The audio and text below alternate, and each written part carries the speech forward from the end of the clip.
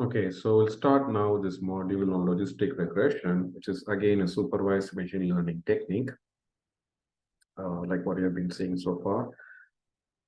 So in supervised machine learning, the idea is you're given a data set and with some features and values for the features, and also a classification of the records. So here we have, say, an email, spam email data set, where, as we discussed before about this data set, spam emails are more likely to have some spelling mistakes, as well as they are more likely going to make the person receiving the email to enter their credit card or bank information to buy something. So the word buy would occur more frequently or more likely to occur more frequently in a spam email, as well as the people who are generating such spam emails are not very professional, educated people, so they are more likely to make some spelling mistakes as well. So these are the two features. And if an email has more spelling mistakes and a larger frequency of occurrence of the word by, it's more likely to be a spam email and vice versa.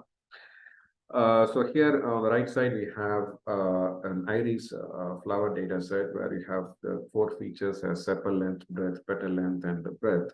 And here you have multiple classes. So the flower could be either Virginica, Cetos, or Versicolor. So the basic idea is the classification problems could be binary classification, like the spam email data set where you have either spam or not spam. That's binary classification. Or you could have multi-class classification where you have more than two classes.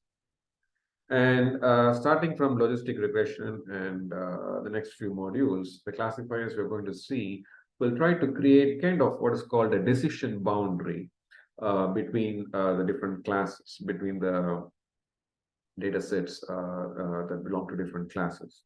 For example, the binary classification, if this is a distribution of the feature values for the data set, then the classifier would more likely to create a kind of a decision boundary that's like this to separate the two classes. And if it's a multi-class classification where you have three classes like this, so you will have a decision boundary that separates one class from the rest of the classes. For example, this line decision boundary separates this blue class from the other two, whereas this vertical line separates this red class from the other two, and vice versa. So the decision boundary could also be non-linear. It need not be always linear, like we saw in the previous slide. It could be also non-linear. For example, you have all the blue data points like this and the red data points around them. So there's no way you can linearly separate these two classes. So in this case, you'll have more like a circular decision boundary. And sometimes we may not be able to come up with a decision boundary that clearly separates the two classes. So here below, I have a data set where you have only one feature, which is the dosage of a medicine to cure a particular disease. And we think that there should be a moderate level. I know the hypothesis behind this data set is that there should be a moderate level of dosage for the disease to get cured. So if you give too little of a dosage of that medicine, it's more likely not to get cured. And if you give too much of medicine, the disease is more likely not to get cured, or it may generate some other disease. So there should be a balance in the dosage level. So if that's the case, for this one-dimensional data set, there's no way I could come up with a decision boundary that separates the two classes which are queued and not queued. So if I put my decision boundary over here, then there are still some not queued cases to the right side of this decision boundary. Similarly, if I put it somewhere here, there are still some to the left side of the decision boundary, some cases that are not yet queued. So for data set like this, it's not possible to come up with a clear decision boundary that separates the two classes without any, one second. Yeah, without any mismatch. So you're more likely to have one or few mismatches. And the idea is we want to minimize the number of mismatches. So you want to choose the decision boundary in such a way that the mismatch is as minimum as possible in such cases. That's where the strength of the classifier lies. So we will work with the spam email data set as an example first, and then go on to take some more examples. So you have two features, the frequency of occurrence of the word by, in this case, just written as x1, and the number of spelling mistakes written as x2. And we'll follow a kind of convention. Again, it need not be followed as it is. It could be the other way around as well. But just to keep things consistent, it's a convention. We will call something as a positive class, which is a class that is not normal, and denote that class by class 1. So what it means is the spam email data set. When you get an email, you typically expect the email to be a genuine email, not a spam email. So it will be kind of like something that is normal if it's a genuine email, because that's what we typically expect every email that we get. So if the email that we get is something that is not normal, that's like a spam email. So we are more interested in that, because we want to know whether the email that we get is a spam email or not. We don't say we want to see whether the email we get is a regular email or not. Okay, so we kind of coin the problem like in such a way that we're interested in finding whether the email that we get is a spam email or not. So the spam class is the class that we are trying to find out whether it is belonging to a spam class or not. So if the test that we do based on the classifier model that we build comes out to be a spam email, that's like we say it's a positive class. An analogical example for like this would be, when we go for a blood test during the COVID days, we say the person is tested COVID positive. So even though that is something that we don't prefer to have as a disease, we say the test was positive because that means the person has COVID. So like that, if when you get an email and we process that email through this classifier, and if it comes out to be a spam email, we say it's a positive class. So we say a positive class is denoted as numerically 1, class 1 in our data set. And the negative class is like a normal class, like in this case, a normal email, we say it is class 0. Sometimes we say a negative class, when we build some models, we can also indicate as -1, and a positive class is indicated as +1. Okay, so positive class always indicated by 1, and negative class either indicated as 0 or -1. So depending on the classifier, we will encounter such situations. In this case, to begin with, for logistic regression, we will use 0 to indicate the negative class and 1 for positive class. So what we'll try to do is, given a data set with n records and m features, again, just to make sure you understand what does the record and feature mean. So these x1, x2 are the features of the email data set. We'll come to this x0 quickly. And this, so x1, x2, x3 are the records. So we write the numbers above for the records, and we write them below for the features. That's the convention we'll follow. Let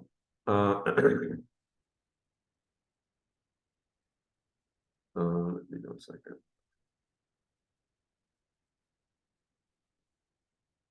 Yes. So given a data set with n records and m features, so we want to build a model that's more like a linear equation. So we want to build it like z is equal to theta 0 plus theta 1 times x1. So x1 is feature x1, and plus theta 2 times x2, that's feature x2, plus so on up to theta m times xm if you have m features. So basically, for a particular test, for a particular record, we can substitute the values of the features for that record. So the variables here are the theta. So the theta is the kind of what's called parameters. And basically, using the data set that we are given, like the spam email data set, we want to find the values of the parameters theta 0, theta 1 up to theta m that will best fit that data set. Okay? And create a kind of decision boundary that separates the two classes. Again, logistic regression as it is designed for binary classification. To use it for multi-class classification, we have to tweak it in such a way that it can be used for multi-class classification. So it cannot be directly used for multi-class classification. It can be directly used only for binary classification, only two classes. Okay. So the z will come out to be some number without any range. It could be negative infinity to positive infinity, depending on the parameter values and the feature values. So what we'll then try to do is we'll map the z to a scale of 0 to 1 using what's called the sigmoid function. So the sigmoid function is of this format. So given a z, to map the z value to a scale of 0 to 1, we'll compute what's called 1 over 1 plus e to the power negative z. So that's called the sigmoid function, and it is denoted like, it can visualized like this. So as I said, the z values can range from negative infinity to positive infinity. But whatever be this, that's a z value. If you put it in this function here, for example, if z is 0, this is like e to the power 0, which is 1. So it's 1 over 1 plus 1, which is 1 over 2. So that is 0.5. So if z is 0, this g of z is 0.5. On the other hand, if the z is very large, like 1000, like that, so e to the power negative 1000 will be a very small value, almost close to 0. So you can use your calculator and check that. So e is like, for all practical purposes, 2.713 rise to, say, negative 1000. So z is positive, z is 1000, but you have a negative sign in the exponent there.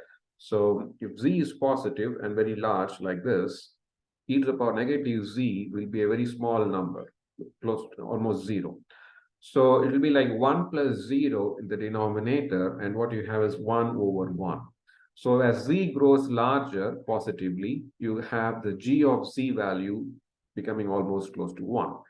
Likewise, if z is very small, negative value like negative 1000, and you see you have a negative sign already before that. So negative minus 1000 is going to make it positive 1000. So 2.713 rise to 1000 is going to be a very large value.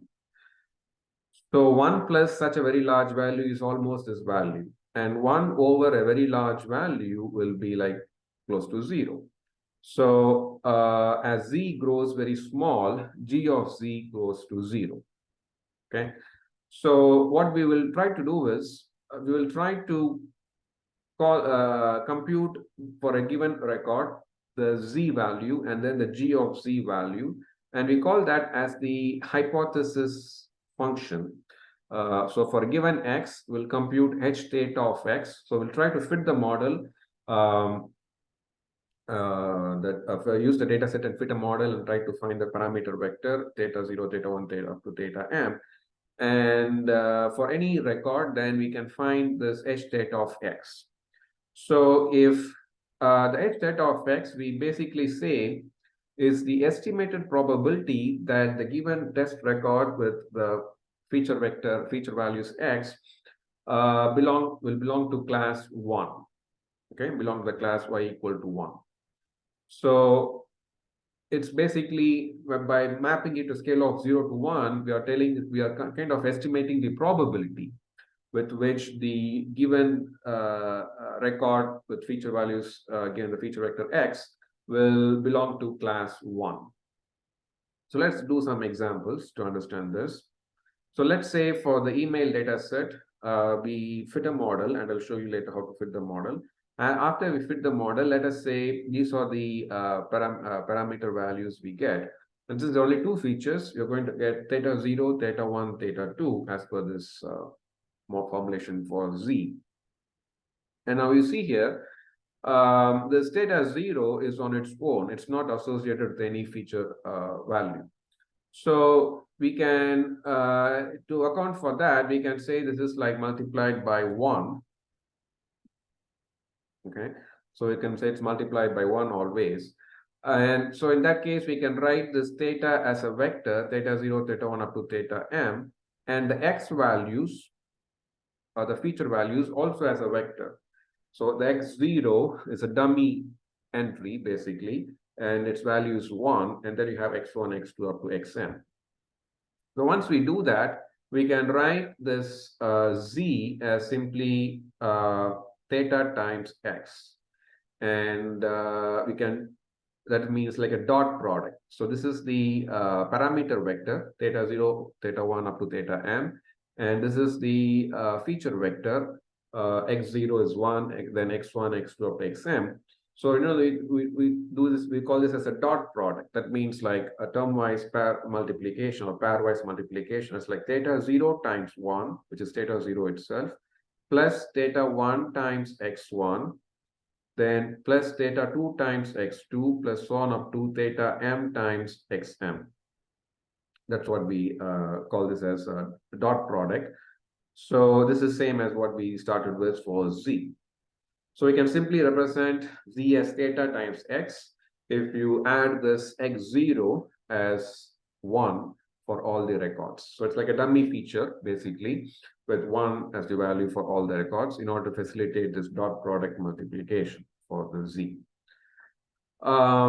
So let's say after we add these three features and we try to fit a model, we get these values for theta 0, theta 1, and theta 2. Okay, so let us now pick the 10th record, which is this record with x0 as 1, x1 is 3, x2 is 2. And we do the math to compute z. So z is going to be negative 80.0356, that is theta 0 times 1, plus this theta 1 times 3, plus this 19.7875 times this 2. If you do the math, you get 20.2213. That is your z value. Okay, z is 20.2213. And you have a negative sign, as I said, in the exponent. So it's going to be e to the power negative 20.2213. And e to the power negative 20 point something is going to be a very small number. So 1 plus that small number is going to be almost 1. So 1 over something that is a little bit above 1 is going to be like 0.9999. So as I said, this number that we get for g of z, which is also a state of x, where x is this 10th record over here, is the estimated probability that this 10th record will belong to class 1. And we see that it actually belongs to class 1. So the number that we get 0.9999 is kind of like a probability that we are predicting that this record will belong to class 1, and it matches with the actual class to which it belongs to. Okay, so let's pick another record, for example, the 4th record, for which the feature values are 1, 2, and 1. And we'll try to again compute the z value. So it's going to be negative 80.0356 times 1 plus 20.2273. No, let me make sure. Yeah, plus 20.2273 times 2 plus 19.7875 times 1. And you do the math, you get negative 20.2333 as the z value itself. And you have a minus sign before that. So minus will make it plus. So z in this case, if you do the math, let me pick something else. So z itself is negative. So e to the power negative z is going to make it a very large value. So 1 over 1 plus large value is 1 over that very large value. That's going to be a very small number. So this is the probability with which this record 4 will belong again to class 1. Again, there are only 2 classes in our data set. So if this is the probability with which the record will belong to class 1, 1 minus of that will be the probability with which this record will belong to the other class, which is class 0. And 1 minus of this very small value will be almost equal to 1. So there's a very high probability that this record x4 will belong to class 0, not class 1. And that's what it's actually matching with. It's matching with the actual class, which is class 0. Okay. So again, remember that the h theta of x value for a given record is basically the estimated probability that the number we get for h theta of x is the estimated probability with which that record will belong to class y equals 1. Okay, so if that number is very small like this, it basically means the test record is predicted to belong to or estimated to belong to the other class, which is class 0. If the number is very large like this, that means the particular record is predicted to belong to class 1. And you can see from here, for the first example, for the 10th record, we got the z value to be 20.2213, and then we have e to the power negative c, that's why it became 0. So z itself for the 10th record was very large, like 20.2213 something. So as you can see here, as z grows larger positively, z greater than 0, the g of z value is getting to almost 1 and like 0.9999. So that is kind of like the estimated probability with which the particular record belongs to class 1. And for the fourth record, actually, z was like negative 20.23333. So that means z was very much less than 0. As z gets less than 0 and becomes very small, we see that g of z is becoming 0, like we got here this very small value. So that's again the estimated probability with which this record belongs to, again, only class 1. So since this probability estimated is very low, 1 minus of that estimated probability is going to be a very large value, it goes to 1, is the estimated probability with which a record will belong to the other class, which is class 0. Okay, so let me make sure that's clear. So so 1.6357 times 10 to the power 10 to the power negative 9 is the estimated probability with which record 4 belongs to class 1. So 1 minus of this, in probability, there's, especially when you have only two cases, in this case, class 1, class 0. If there is, I think I told that in the first slide on naive-Bayes classifier, if 0.4 is the chance for it to rain today, then the chance it will not rain today is 1 minus 0.4 is the chance that it will not rain today. So the same thing here, if this is the probability with which the record will belong to class 1, then 1 minus of that is the probability with which it will belong to class 0, and 1 minus of this is very, very close to 1. Okay, so that's about it. So we will also look at something called a cost function for this classifier. The cost function is kind of basically the penalty that you will pay for a wrong prediction. Okay.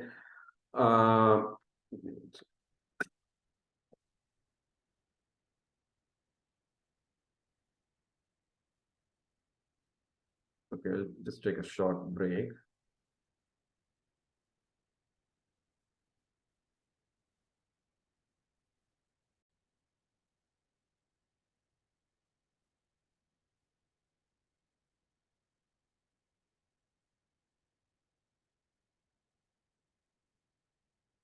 Okay, so let us continue. So the cost function is basically the penalty that you encounter for a classifier to do a wrong prediction. So for example, as I said, if h data of x is large, that's basically means that the classifier is telling that the record belongs to class 1, which is y equals 1. So if the actual class is y equals 1 and the test data of x is also very large, and logarithm of a very large value is going to be like, for example, if you try, again, h data of x is estimated probability. So that means it's, even though I say it's large, it's between 0 to 1. So it's going to be something very close to 1. So logarithm of something very close to 1, that's what I mean by a large value, is going to be like, if you say log 0.9999, is going to be a very small value like this. Okay. So, and since the h of x is a fraction between 0 to 1, the log of that fraction is going to be negative. So that's why you have a minus sign to balance for that. So the overall cost is positive. So if y is 1 and h theta of x is something that is also a very large value close to 1, the estimated probability, then overall the cost is going to be a low value. Likewise, if y is the actual class y is 0, we saw that the h theta of x is going to be a very small value, like in this case, 1.635 times 10 to the power negative 9. So 1 minus of that very small value, again a fraction, 1 minus a very small fraction is going to be a very large fraction. So that means 1 minus of like 0.00001 is going to be like 0.99999. And logarithm of something that's very large like that, close to 1, is going to be again a very small value, negative small value. So minus of that's going to be a positive, but still overall the magnitude is a very small value. So that means if h theta of x is predicting the same class as the actual class, then the cost incurred is very small. That's what we want. We want ideally to be this to be 0. We want h theta of x to be like 1 or 0.99999 so that the cost is very low or 0.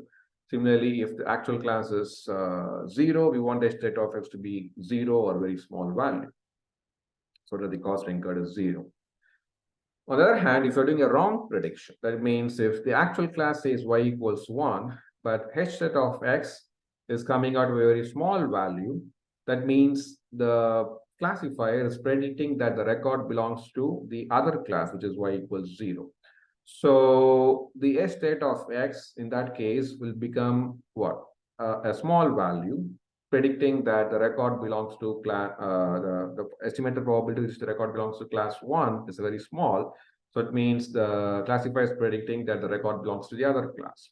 So log of a very small value like 0.0001, if you try, log of that is going to be a very large value like 4, 5, 10, something like that. So that's negative again, because it's still dealing with fractions. So minus of minus is going to be very large, positive, and it's also going to be large like this, plus 4.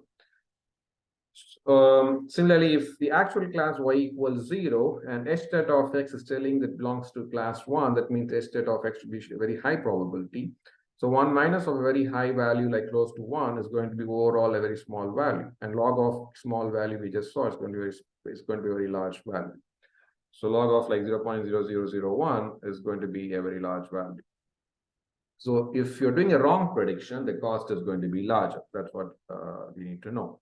So now we can combine the two cases of y equal to 0 or y equal to 1 into just one equation like this and formulate or model the cost associated with this classifier. So at any time, only one of these two terms will be applicable, because the class can be either 1 or 0 if the actual class. So if the actual class is 1, then y equals 1. So for that record, 1 minus 1 will become 0. So this term won't be used. If the actual class for a record is 0, then this first term will go away, and 1 minus of 0 will be 1. So only this term will be used. So as you can see, by combining, we're not losing anything, still retaining what we saw here. We can compute the overall cost. So this is for a particular record. So we can, if your data set has n records, we can compute this for all the n records, this cost function. So here we use this I as the parameter, basically to indicate the records. So for I equals 1 to n, we do the summation of all the cost values associated. Then we get the overall cost function. So you kind of do an average. So you sum up the cost values associated in predicting for all the n records and divide by n, that's some summation. We get the average cost associated with this classifier. And we would like it to be 0 or close to 0 if the classifier is expected to do a good job in the prediction. So we'll actually use this cost function to kind of determine the parameter values. So far we have not seen how we determine the parameter values theta 0, theta 1 up to theta n for a given data set. So we will actually use this cost function as a basis to determine the parameter values. We're not going to see the very details of it. We are going to see a very high level overview just for information, not important from exam perspective. So there's a very famous algorithm called gradient descent algorithm that is used behind this to estimate the parameter values for a given data set by using this cost function. So as I said, we want to minimize this cost as much as possible. So for a given data set, what should be the parameter values? Because everything depends on those parameter values, theta 0, theta 1 up to theta m. You are given this data set. So the rest, whether h theta of x is positive or negative, really depends on what you come up as the parameter values for that particular data set. So the idea is then to basically, given this cost function, you want to consider all the records in the data set 1 to n and fit basically this cost function in such a way that the parameter values theta 0, theta 1 up to theta m come out to be as small as possible. So the map, we are not going to go into the details of this map. So basically, the parameter values theta j, where j would be like 0 to m, x0, x1 up to xm. We are going to determine them in an iterative fashion. So we'll start with some estimate of each of these parameter values. And then iteratively, we will adjust those parameter values based on this, what is called this gradient. Okay. And this alpha is like a parameter of this algorithm. It's called the learning rate parameter. And it has to be carefully chosen. So when you run this algorithm, you have to do several trials of it and choose an appropriate value of alpha. And I have a kind of some guidelines here, not for alpha, but for a threshold. I'll talk about that as well. So we do different trials running of this algorithm and see what will be the most appropriate value of alpha for this particular data set, for any particular data set. So little bit more detail. So you start with say theta 0 is theta 0 is the initial value minus this. And this basically, this term, as you can see, for all the records 1 to n, we compute this h theta of x for each of those records minus the actual class. So we would like, for example, if the actual class is 1, we would like the h theta of x to be also close to 1. So that 1 minus 1 is almost close to 0. So this term, we basically want it to become as low as possible. So that between two successive iterations, if you have theta 0 as some value for an iteration, for the next iteration, the theta 0 that you estimate, you want it to be as close as you have for theta 0 in the previous iteration. And that is possible only if this term becomes close to 0. So you iteratively try to adjust the values of the parameters in such a way that eventually you have found an appropriate values for theta 0, theta 1 up to theta m, such that the h theta of x takes up or computes to a value that is almost the same as y. So if y is 0, class 0, then we want h theta of x to be also close to 0, so that we have 0 minus 0 becoming 0. So that's the idea behind this algorithm.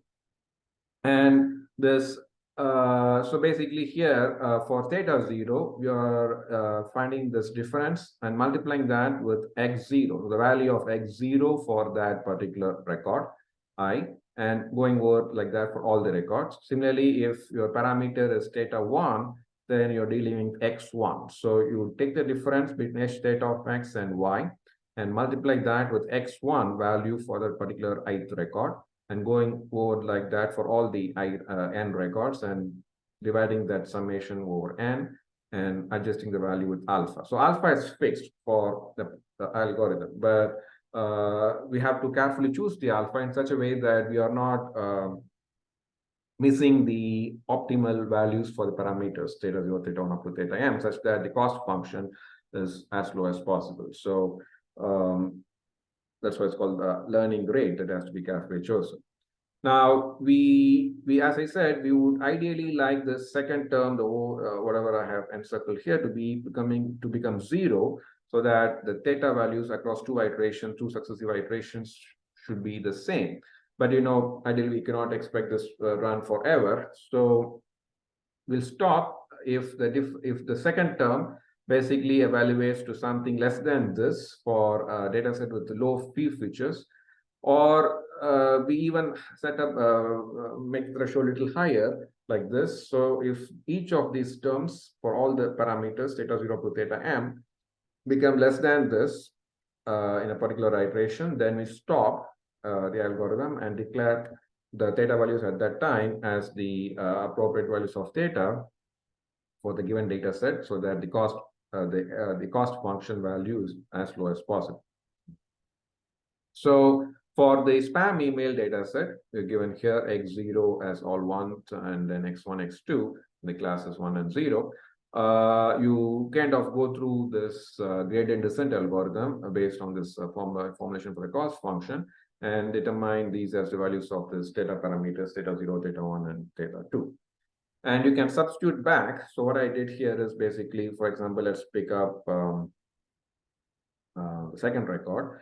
So you do like this negative 80.0356 times 1 plus 20.2273 times this 1 for x1 plus 19.7875 times 2 for x2, and you do the math and you'll get some z value.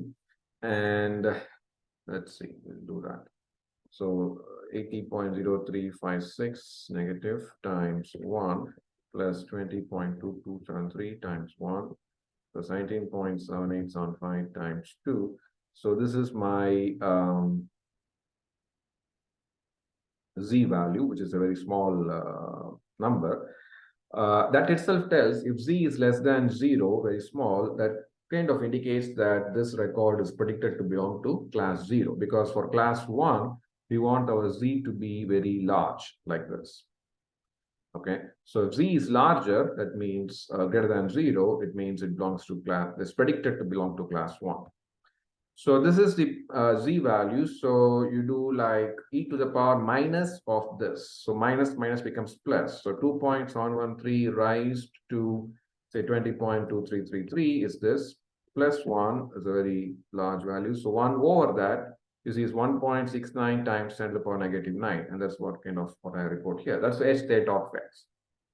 So this is the estimated probability that this record will belong to class 1. So that means ideally 1 minus of this is going to be something actually 1 minus of this very small value. So this is the probability with which we are telling this belongs to the other class, which is class 0. And that's what the actual class is. So you see, when you do the cost function computation, the actual class is y equals 0. So this term will go away. So 1 minus of this is going to be 1 minus 0 is 1. So h theta of x as it is a very small value. So 1 minus of that is going to be very close to 1. So log of 1 is 0. So 1 times 0 is basically 0. So the cost function is 0. So if h theta of x is basically corresponding to the actual class, then the cost value will be 0. So here h theta of x is very small. That means it actually means that the record does not belong to class 1, it belongs to class 0. And that's what it corresponds to. On the other hand, for the first record, h theta of x comes out to be very close to 1 because the z value will come out to be very large. You can check. So 80.0356 times 1 plus 20.2273 times 4 plus 19.7875 times 3. This is a very large z value. So this is the positive z. So that means we are predicting it to belong to class 1. So e to the power negative of this is going to be a very large, small number. So 2.713 rise to 60.2361, but negative. It's going to be very small. So 1 plus that's going to be almost 1. So inverse of that is this. So this is close to 1, very much 1. So that's why I'm saying h theta of x is 1 for that first record. So if you do that computation for all the records, eventually we want the cost function, the sum to be 0. So you should even take the average of it, it's going to be again 0. So if the data set is very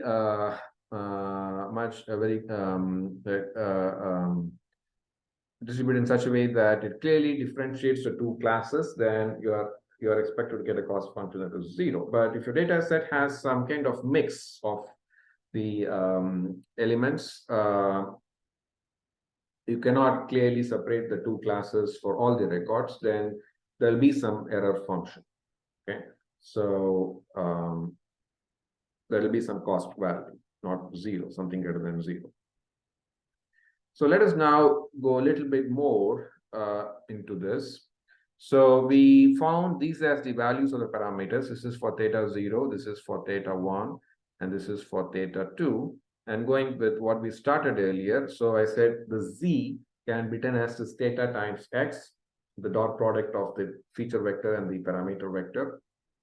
So the z can be written as theta 0 plus theta 1 x1 plus theta 2 x2. Remember, x0 is 1. So this is basically theta 0 times 1. So we'll just simply say theta 0. So this is our z value, actually.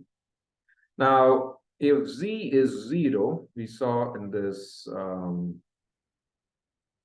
sigmoid function formulation, I can show this, that if z is 0, basically the g of z, which is our h theta of x, will take up the value 0.5. And as z becomes greater than 0 and goes very large, g of z, which is our h theta of x, will be almost reaching 1. And if z becomes negative and goes much less than 0, then g of z, which is h theta of x, become very close to 0. So we would ideally now like to know, so if you equate theta x, which is z equal to 0, this is what we get, we would like to find that basically the decision boundary.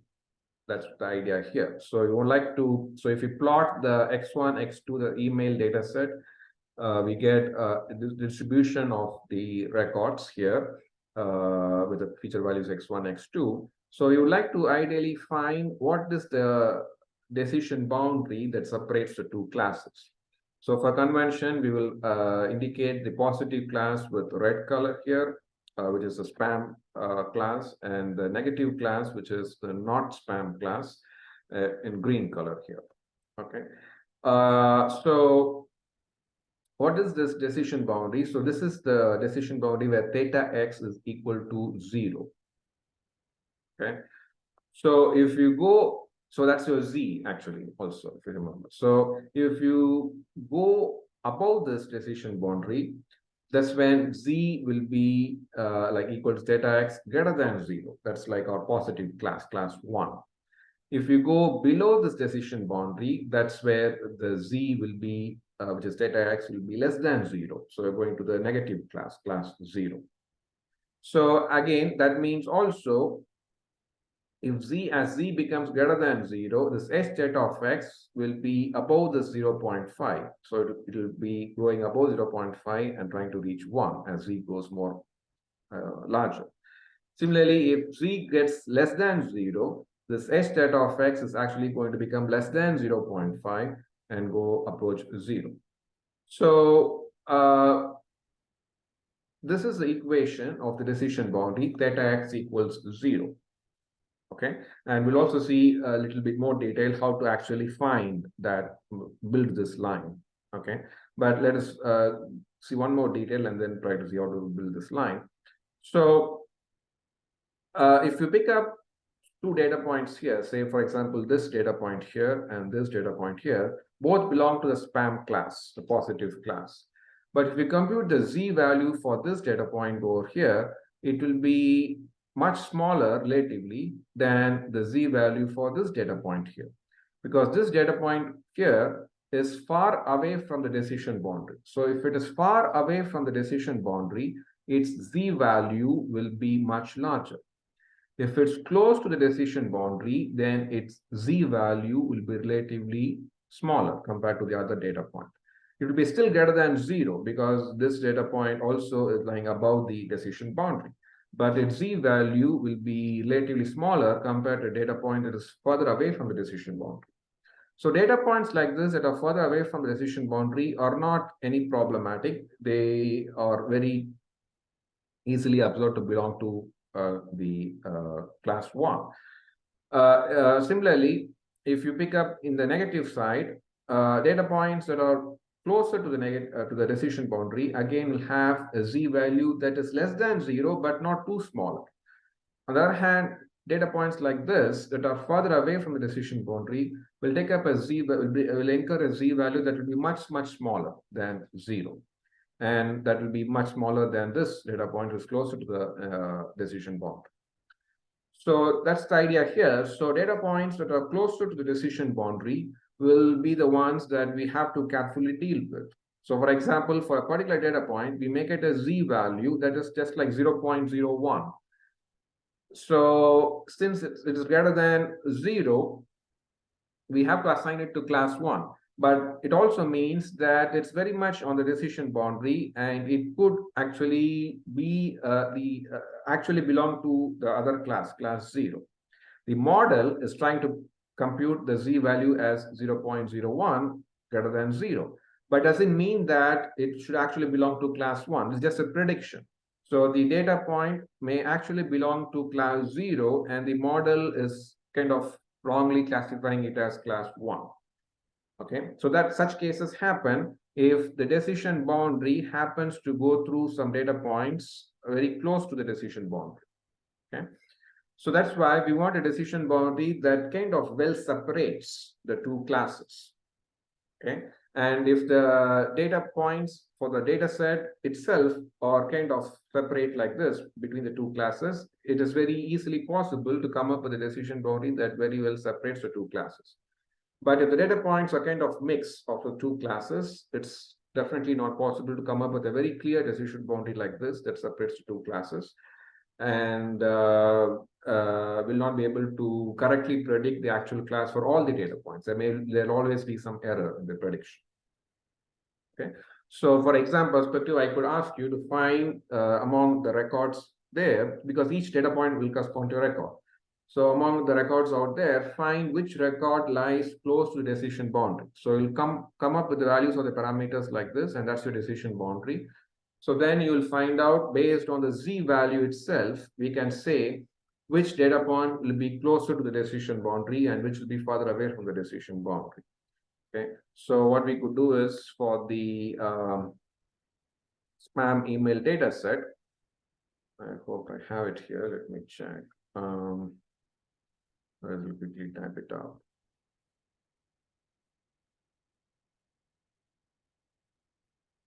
I think I don't have it. Let me just type it up here.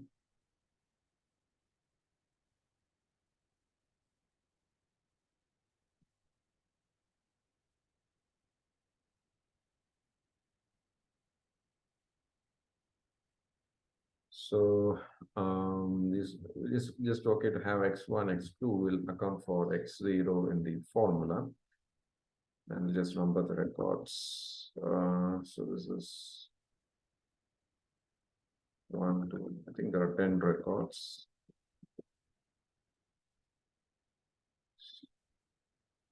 This is 4, 3, and the actual class 1. Let's try to enter the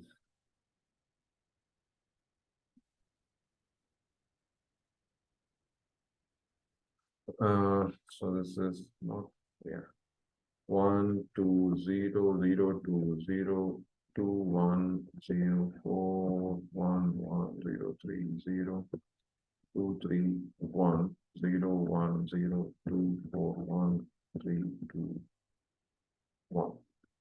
So now that we have this parameter values, what we could do is, so we'll find the h data of x. Let me just denote like this, which is no, let's find z, which is data times x, right? So we are going to basically compute z, which is data times x. So that's theta 0 plus theta 1 x1 plus theta 2 x2. That is our z. So this is minus 80.0356. That is theta 0 plus theta 1 times x1. x1 is actually cell B2 plus theta 2, which is 19.7875 times cell C2 corresponding to x2. So this is my z value for this record 1. So I can copy and paste this formula here. So this is a z value for this record 2. It is negative because the actual class is also 0. So that's okay, it's correct. Similarly, you can do that for all the records. So you can observe that if the actual class is 1, the z value is actually greater than 0. That's what we expect it to be. So if the actual class is 1, you want the z value to be greater than 0. So that the estimated probability is positive, is close to 1. On the other hand, if the class is 0, the z value is negative. So now what I want to also basically also highlight here is from exam perspective. So among these 10 data points here, I want you to identify the data point that is closer to the decision boundary on either side, means for each of the two classes.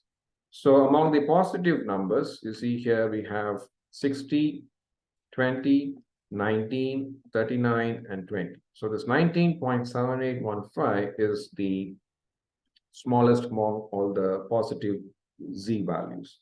So we can say this record 7 is closer to the decision boundary in the positive class. That means in the class span, this record 7 is closer. So let's kind of highlight this for the positive class. So the positive class is kind of the class is red in color, so we can do that. Then among the negative numbers, you want something that is going to be closer to 0, not very small, because if it's very small, it's very further away from the decision boundary. We want something close to 0. So again, we want to find like this one that is reasonable. So that's kind of larger. So we want among the negative numbers, what's the larger, which is this one, negative 19.7935. So this record is the one that is close to the decision boundary in the positive class. So in the negative class, it is class 0. And we can cross-check that here. So 2, 3 basically will correspond to this data set here, this point. 2, 3 is actually closer to this. You notice also these two data points are closer to the decision boundary. Let us find the coordinate of them, which is 3, 2. And the z value for 3, 2 is like 20.2213, very close to 19.7815. So that's why visually they all these three appear to be closer to this decision boundary. But if you want to clearly differentiate among those three records, which one is the closest to the decision boundary, then this record 2, 3 is closer to the decision boundary, is closest to the decision boundary because it incurs among these three data points the smallest z value. So 3 to 1. And this is 4, 1. And if you notice for 4, 1, the z value is also like 20.6, is very close to 19.7815. So technically, all the three data points are closer to the decision boundary. But if you want to just pick one of the three, then you would pick this data point number 7 or record number 7 that incurs a z value of 19.7815. Likewise, on this class 0 side, all these three are visually looking like belonging to or closer to the decision boundary. So if you notice, those are like this negative 20.233, negative 17.9, and this negative 20.6. So you want to pick something that the z value is closer to 0.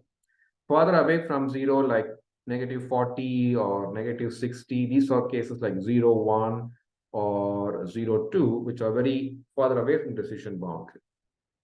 So those are not closer, those are further away. So you want something that is very close to 0, negative side. So that is this 2, 1. So this data point is actually the closest to the decision boundary among the three data points here. So likewise, if you notice here, this is like 4, 3. That should have a very large z value because it is further away, much further away from the decision boundary. So using the z value itself, we can say what class it is in the case of logistic regression, because your logistic regression by itself is designed for binary classification. So if z comes greater than 0, we can say that record is predicted to belong to class 1, and z is less than 0, it means it's predicted to belong to class 0. Again, it's just a prediction. The actual class might be different. We would like to be the same, but it could be different depending on the model you are building. Now, if again, the smaller the z value, okay, the more closer is the data point or the record to the decision boundary. So using the z value itself, we can kind of find out, kind of differentiate between the records, which are more like clear winners to belong to a particular class, and which are more like ambiguous. Okay, so it's only those ambiguous records that we have to dig into more detail and compare with the actual class. If the z value is very large like this, you don't need to worry about it. It's the actual class is going to be the same as the predicted class.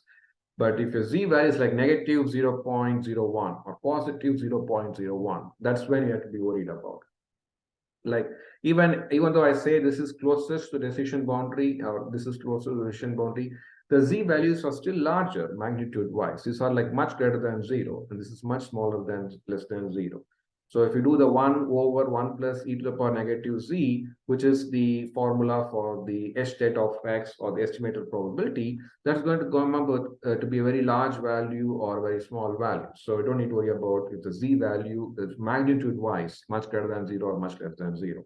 But if it comes out to be something like 0.01, positive or negative, or 0.1, reasonably closer to 0, that's when you have to kind of be worried about your model. Am I building the right model, or is logistic regression by itself is the right model to use for the data set? Then you have to go for some other data, some other classifier model. Okay, so now let's do one more thing before we take a break. So let's see how to actually fit the or draw this line for this spam email data set. So let's go, since we already entered the data set here. If you try to plot it, xy or x1, x2, this is what we get. Okay. So the equation that we have is this. So this is when equal to 0. Now we have to be a little careful here. So this is what we have, theta x equal to 0. So what we'll try to do is to find a line that separates the two classes. We'll try to just send the theta 0, whatever the value it is, to the other side. So in this case, we have negative 80.0356. And if you send it to the other side of this, it's going to be 0 plus 80.0356. And the equation we'll have is this 20.2273 times x1 plus 19.7875 times x2 equals 80.0356. So there's no ambiguity here. Just move to the other side, becomes positive. And both these parameter values, this is positive and this is positive as well. So everything is straightforward here. We'll look at some more examples where things may not be as straightforward as this, and we have to deal with it a little bit differently. But as of now, everything is fine.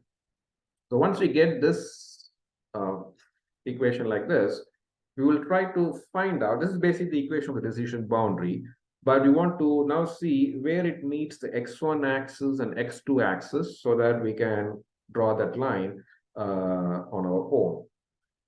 So for that, we'll just say if x1 equals 0, what is the value of x2?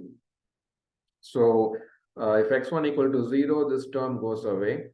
So it's basically 19.7875 times x2 equals this. That means x2 is 80.0356 divided by 19.7875. So x2 is 4.0448.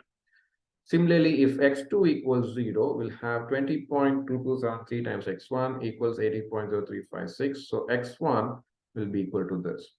So what it basically means is that line will meet the x1 axis at this coordinate 3.9568, 0, because x2 is 0 for that at that point.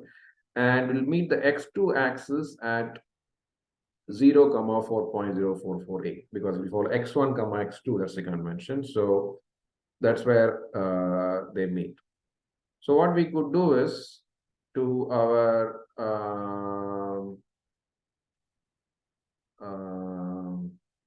data set, we'll just add these two dummy coordinates.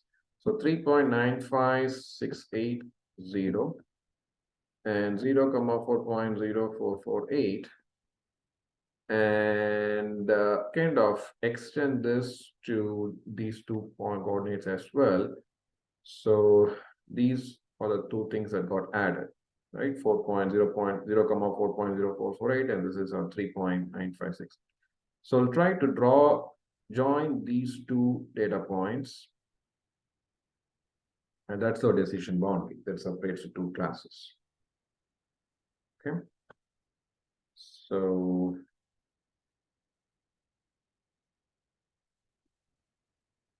we'll take a break and then we'll come back.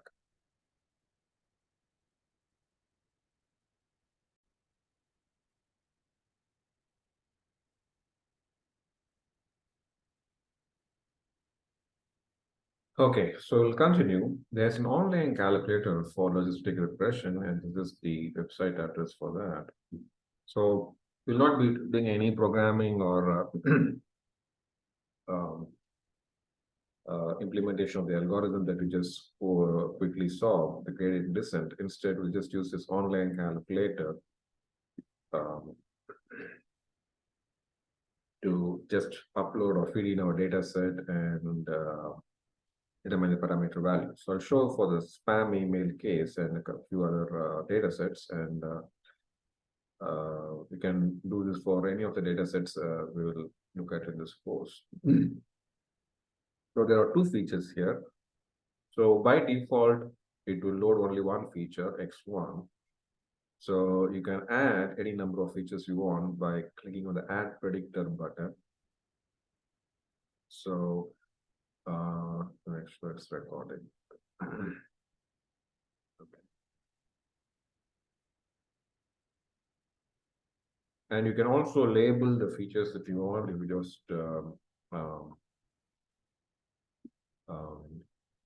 want to keep track of things, but not necessarily. This field would be just blank, and then we have the class here, spam or not spam. Just for your reference, you can label it. So again, there's no need to label anything here. They will call it as x1, x2 either way. So just copy each feature value. So this is x1, and that's this. And 1 second.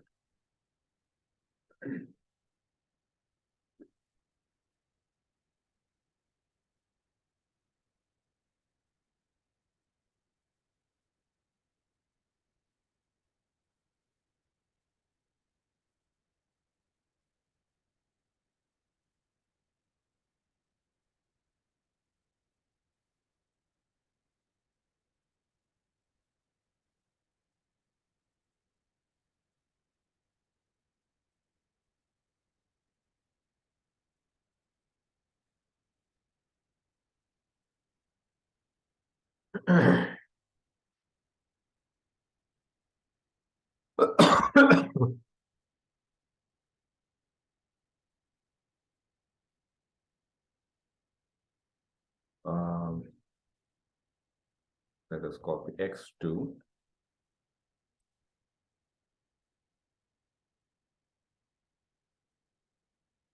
Then this is our class y.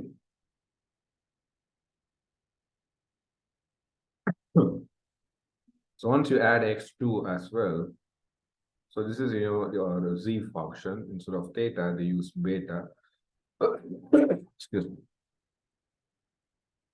So like theta 0 plus theta 1 x1 plus theta 2 x2, they call this beta 0 plus beta x1 plus beta x2. And this is our sigmoid function. Just click calculate. So after you click calculate, you can see it gives you the parameter values. So this is our theta 0. This is our theta 1. This is beta 1 here, and this is our theta 2. And these are the values we used in the calculations that we saw earlier. And so that's kind of the way we'll go about uh, determining the parameter values for any data set with logistic regression. We'll look at a second data set here. I think we saw this PSA data set in some other module where it's basically a hormone, and if the hormone level goes higher, the person is more likely to have cancer. And the hormone level is lower in the blood, is less likely to have a cancer. So again, this is one feature, only one feature in this data set. And this is the actual PSA level and the actual class. And we can use this logistic regression calculator to fit this model. I don't think I have typed this data set yet. Let me check.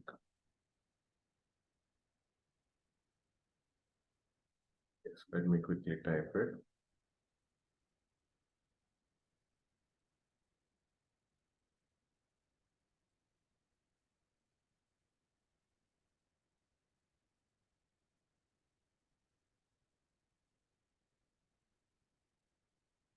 So this is the PSA level.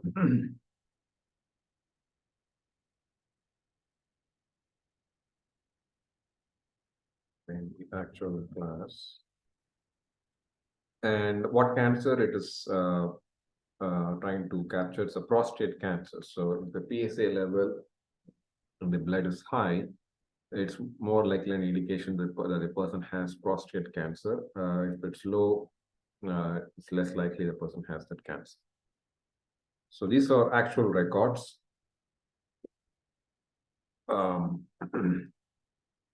Means collected from real world.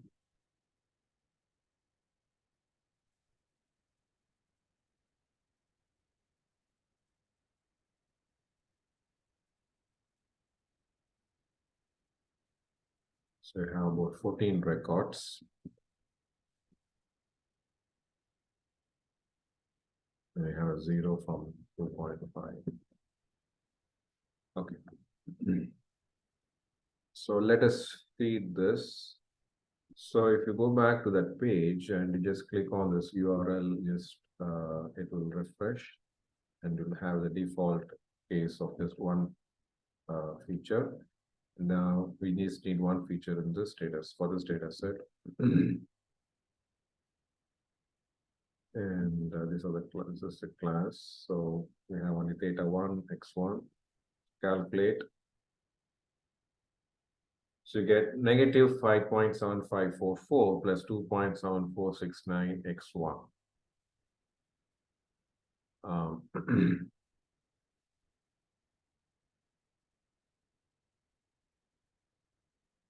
So that's what we have.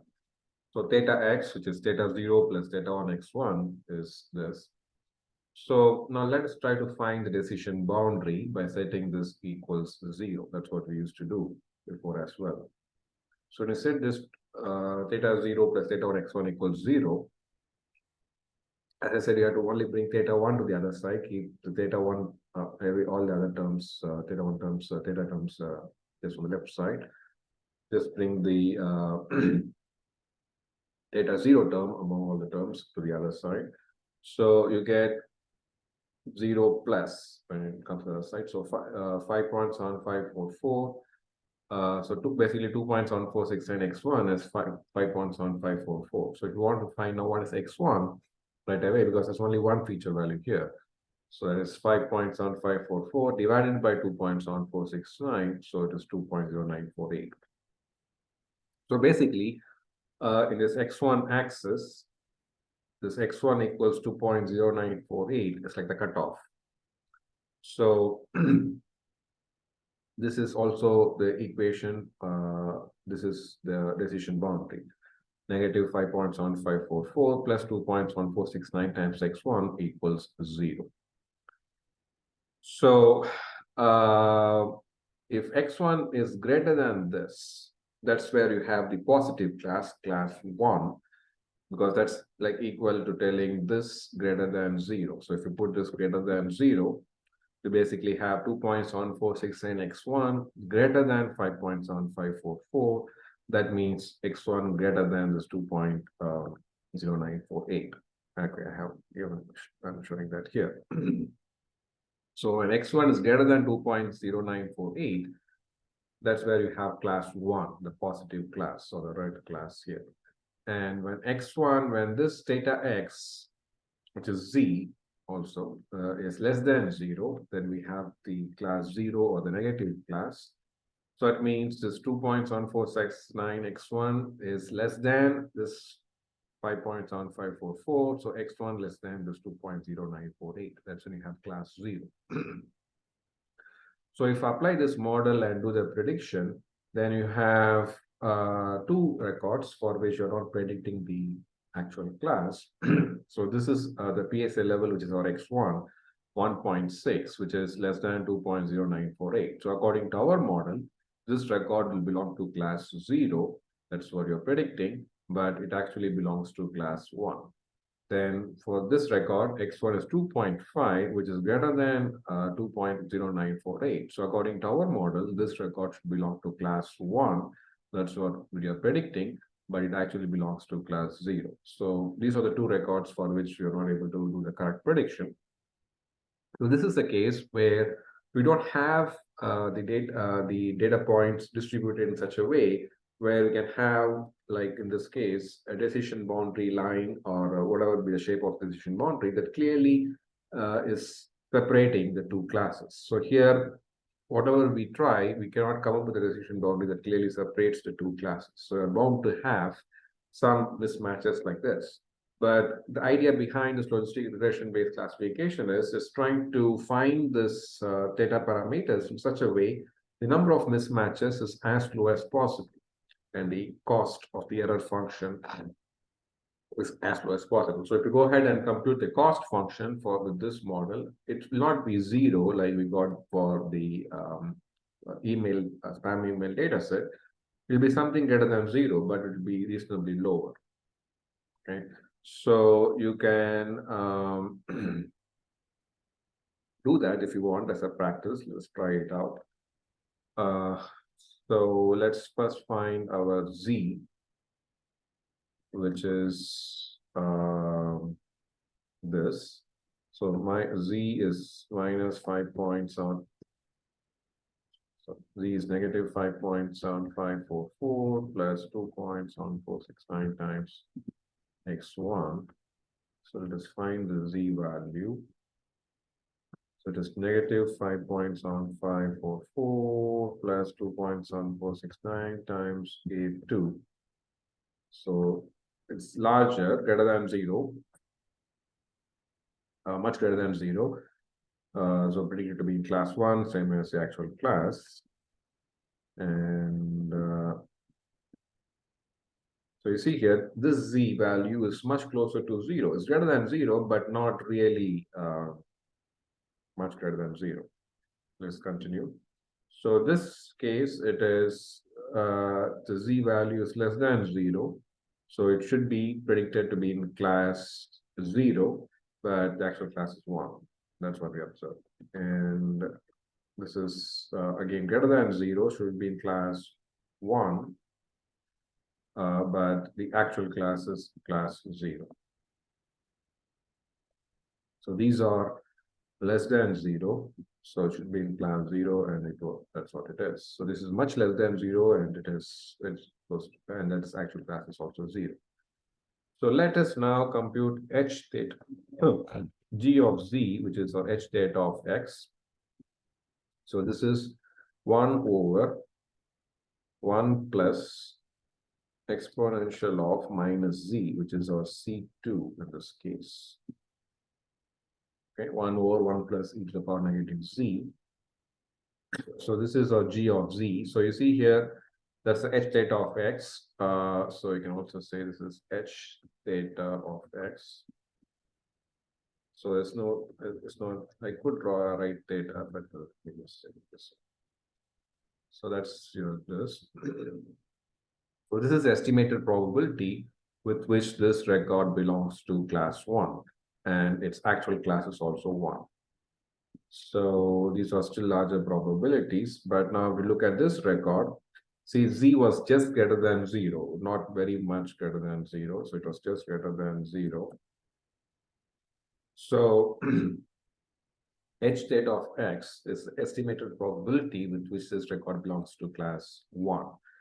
As you know, if z was 0, h state of x will be 0.5, like we saw here. If z is 0, h state of x is 0.5, and we are just above 0, so h state of x is just above 0.5.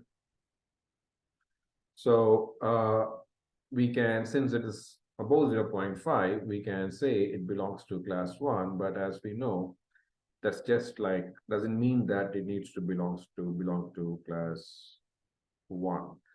But we're lucky enough that it actually also belongs to class 1 in that case.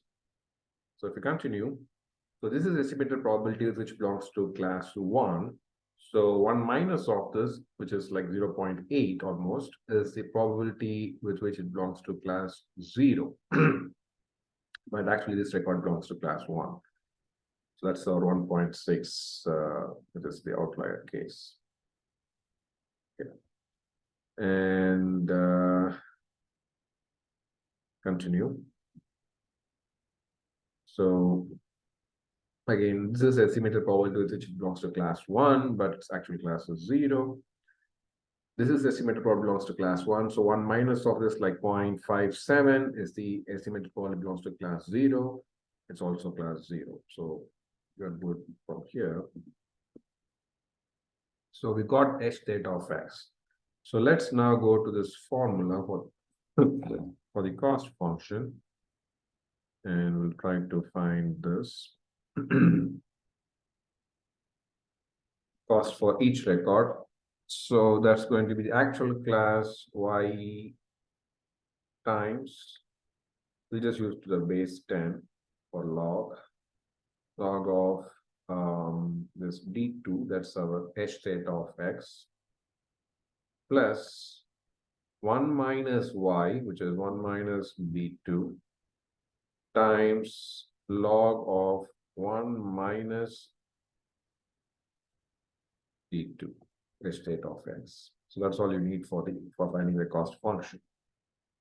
So if you do that, it's this. So it's y times actual class times log of h state of x, which is this d2, plus 1 minus the actual class times log of 1 minus h state of x. So just feed in that formula here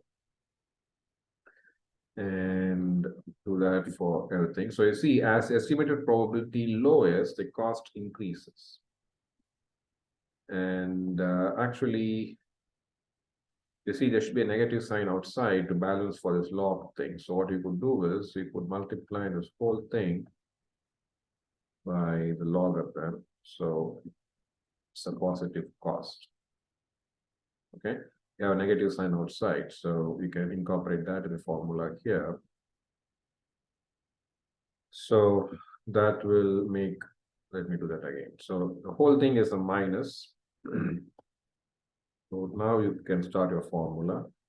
So that's going to be the y, the actual class, which is b2 times log of d2, that is h state of x, plus 1 minus this b2 times log of 1 minus this d2, h state of x. And can finish that. So that's this. So copy and paste. So as I said, the estimated probability lowers the cost. And see, the estimated probability lowers. This is the estimated probability for class 1, and still you're in class 1. So that's still fine. But if you're doing, if it's, let's do this. You see, it's still class 1, but the estimated probability is just above 0.5. Now, this is estimated probability for class 1. So 1 minus is actually class 0. So we're really predicting class 0, and the actual class is 1. So the cost function for this record, 1.6, will be very high. Let's see what it is. See, this is very high because we are predicting class 0 and the actual class is 1. Likewise here, this is estimated probability for class 1. So 1 minus is 0.25. So really 0.75 is larger. So we're predicting class 1. Well, the actual class is class 0. So the cost for this should also be high. Okay, for these two records, the cost is high. And then this is predicting class 0 and the actual class is 0 as well. If the estimated probability is less than 0.5 for class 1, it means it's the other class. Okay. So, and if it is same as the actual class, then we are fine. The cost will start reducing, as we can see. So if your estimated probability for class 1 lowers, that means you're predicting more class 0, and if the actual class is also class 0, then your cost will be lower, actually. Okay, so that's what it is. So if you can average out the cost, just E2 to E15. So this is your average cost. So it's not 0, it's like some number like this. And you want it to be lower and close to 0. Okay, so I can actually include this slide in this. So this is the average cost.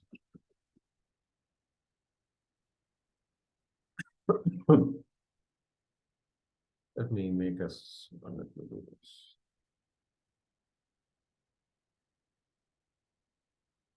I can open this.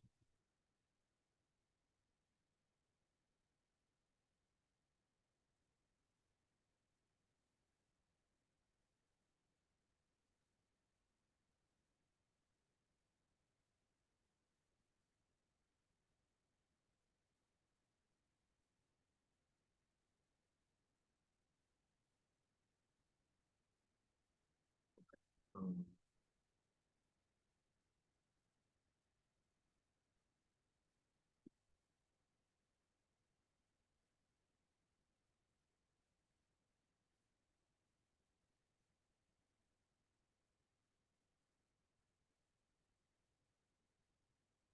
So you can label this as cost calculations for the PSA data set.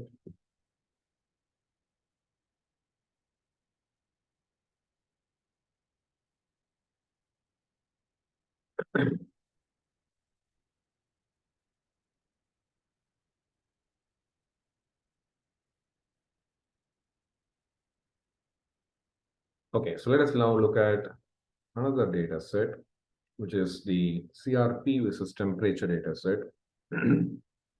Now, CRP is like, I think it's called C-reactive protein. So C-reactive protein is a kind of protein that will get synthesized in the blood if you have an infection. If the level of that protein in the blood is high, that's an indication of how severe is the infection. And typically, if you have an infection, the body temperature is also expected to increase. So here we have a data set where we want to differentiate based on the CRP level and the temperature, the body temperature, whether it's a virus infection or a bacterial infection. So if you plot this data set, which is like here, it looks like if you just plot the actual data set without any adjusting of scale, let me show that here. Okay, so if you just plot this, this is how it looks like. So the x-axis is CRP and the y-axis is temperature. So you can see the x-axis is more broader. The range of the values is broader from 0 to kind of about 70. Whereas the y-axis, the range of temperature values is kind of much narrower from 35 to 44. So, but still, we want to be able to differentiate between the virus and bacterial infections. Now, if you try to trace the data points We have 40 here, 40 comma 36, which is a virus infection.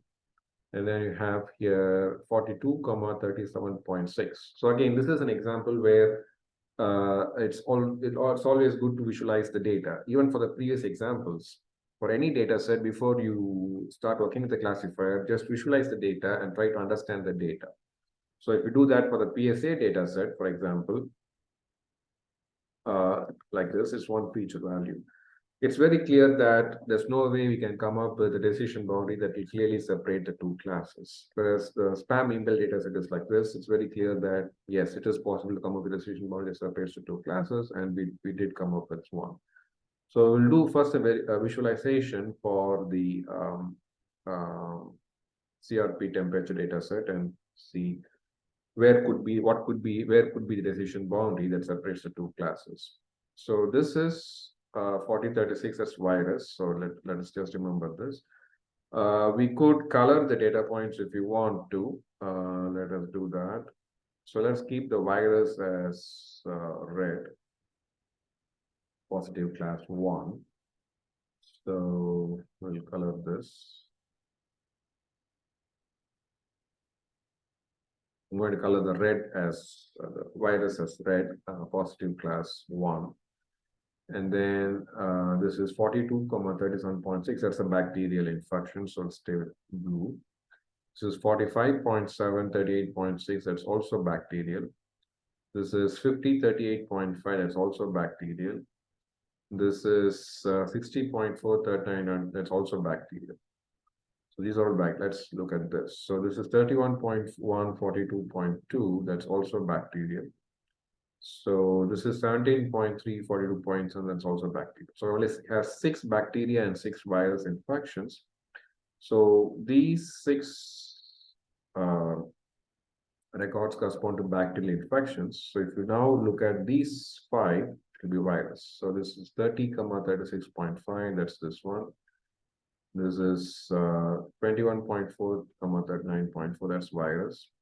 This is 10.7, that's this one. This is 11.1, that's this one. And this is 3.4, which is this one. So all these things are virus.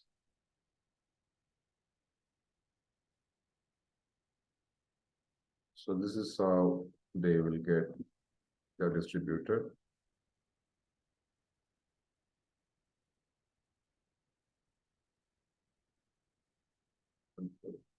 If you click it twice,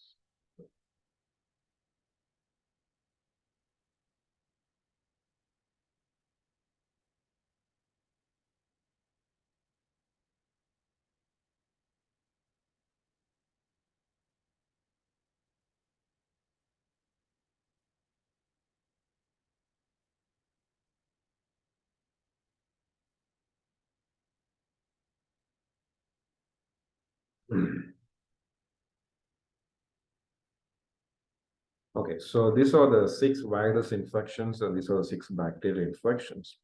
So it's very clear from this distribution of the 2 classes of records, the decision boundary that will separate the 2 classes will be somewhat like this. Just to get an idea of what could be the kind of decision boundary that separates the 2 classes. And we'll make use of this kind of analysis when we go into the next module of support vector machines in greater detail. But as a good practice, it's very important to just visualize the data, the raw data is given to us, along with the class like this, the virus and bacterial class, and see how they are distributed, and is it possible to come up with a decision boundary that clearly separates the 2 classes, or it's not possible to come up with a decision boundary that clearly separates the 2 classes. Just visualizing, you will be able to get an idea.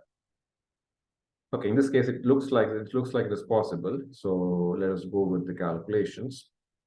So if you now there are only 2 features, so you could feed into our calculator the 2 features. So just click on the URL again, it will get refreshed, and you have only 1 column for the feature. So add a predictor since you have 2 here. So this is a CRP. If you want, you can just refer this as CRP, and this is temperature. And let us see. And let us load the class. So I have here typed it as 1 and 0. So 1 is for virus, that's our positive class, and 0 for bacteria. So let's say calculate, and it gives us the theta 0, theta 1, and theta 2. And that's what I have recorded here. So theta 0 is 867.5885, theta 1 is negative 3.6152, and theta 2 is negative 19.5431. Now, if you're just curious, you can change the class labeling if you just want to know. So you can make this class 0 and the other as class 1 and see what happens. If you do that, actually what's going to happen is first 6 is now zeros. 6, and this, the last 6 are just 1 now. So the theta values, the sign will just get changed. There won't be any other difference. So these are now theta 4. Click calculate again. You see the sign will get changed. Theta 0 is now negative, and theta 1, theta 2 will be positive. And that's different, the opposite sign of what we had before. So that's the only thing that will change as of now for the parameter values. Let's go with what we had before, 1 and 0, and these are the theta values, and we'll try to come up with the decision boundary and see. So if you again go back to the figure, so we had virus as 1 and 0, so we made the change. So let's put it back. We don't need this again, but let's put it back to be consistent. So the first 6 are virus, so they are all zeros. And the last 6 are bacteria. So the first virus is 1, bacteria is 0. So if we do that, so that's what we had originally. And we got our theta 0, theta 1, theta 2.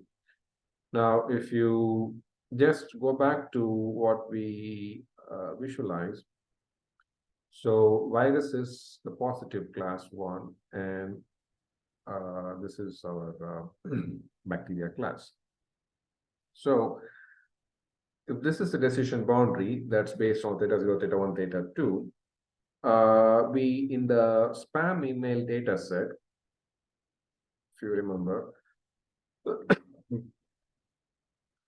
if you go to the right side of it, of the decision boundary, that's where we said theta x will be greater than 0. Because the decision boundary is where theta x is equal to 0, actually. And if you go above it, it's theta x greater than 0. If you go below it, it's theta x less than 0. So let us remember that it is the same thing going to be observed here. And it could be the other way, but so the equation that we have will determine that. So let's see. Okay, so our equation for the decision boundary to begin with is theta x equal to 0. And theta x is theta 0, which is this, plus theta 1 x1 plus theta 2 x2. Both theta 1 and theta 2 are negative, with virus as 1 and bacteria as 0. So that's why you have this equal to 0. Then so we can call this as the decision boundary. You can substitute x1 as CRP, x2 for temperature if you want to. Now, remember what I said. To rearrange the equation, the only thing that we will move to the other side, to the 0 side, is the theta 0 value. Okay, and that's very important to be noticed here. So we have negative 3.6152 CRP minus 19.5431 times temperature equals 0 minus this 867.5885. So we have all the 3 terms negative here. So we can as if divide by -1 and make this as like positive 3.6152 CRP plus 19.5431 temperature equals 867.5885. So now we can use a similar procedure we used before to find where this decision boundary will cut the CRP and temperature axis. So if you set the CRP term equals 0, that's like x1 equals 0, then the temperature, this term will go to 0. So the temperature will be simply 867.5885 divided by this coefficient 19.5431. So temperature will be like 44.39. So the coordinates where the decision boundary will cut the temperature axis is going to be the CRP 0, 44.39, the temperature value. Similarly, if you put temperature equals 0, this term will go away to 0. So this is like CRP will be equal to 867.5885 divided by this coefficient 3.6152. That will be like 239.98. So the coordinates on the CRP axis where it will hit 0, will hit the CRP axis is 239.98, 0. So what we have to do is, in the visualization that we have so far, the CRP scale runs only up to 70, and the temperature scale one runs only up to 44. So we want values for CRP until at least 239.98 and for temperature until at least 44.39. So what we'll try to do is we'll try to make things, since we already colored the data points, that's good. So we can adjust scale for the CRP axis to go up to 250 or 240, 250 is okay. And the temperature, we can go up to from 0 to 45. So we'll make it like absolute scale. And since the data points are colored, let's label this up to 45. We can easily distinguish between the two classes. So now, as we did before, we will add these two dummy coordinates. Well, that's fine.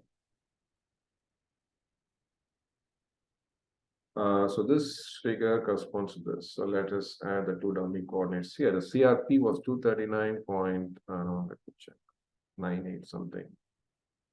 239.98, 0. So 239.98, 0. And this is 44 point something for temperature. 44.39. So 0, 44.39. So what we'll do is we will just extend these two dummy values. So it meets the temperature axis at this point 0, 44.39, and this is the 239.98, 0. So make sure you click on this figure itself and draw a line, otherwise the line will disappear if you don't have the cursor on the figure. So let's try to join these 2 points, and that's our decision boundary that separates the two classes. So you can now move back to this, so you don't have to show these data points. So that's the decision boundary that separates the two classes, and you can see that here, the virus and the bacterial classes. Now, let us do a little bit more into this. So this decision boundary is where this equation is true, which is this equation. Okay. Or we can actually use this. Theta x is equal to 0. That's the decision boundary. Okay. Now, what happens, what side we are when theta x is greater than 0? Okay. Let's try to, in order to analyze that, let's compute our z value. So let us make a copy of this data set. Don't want to miss this too much. Okay, so let's try to find the z value, which is actually here. So the z value is basically theta 0 plus theta 1 x1 plus theta 2 x2. So if you feed in that here, you get the z values here. So z greater than 0, class 1, z less than 0, class 0. Okay.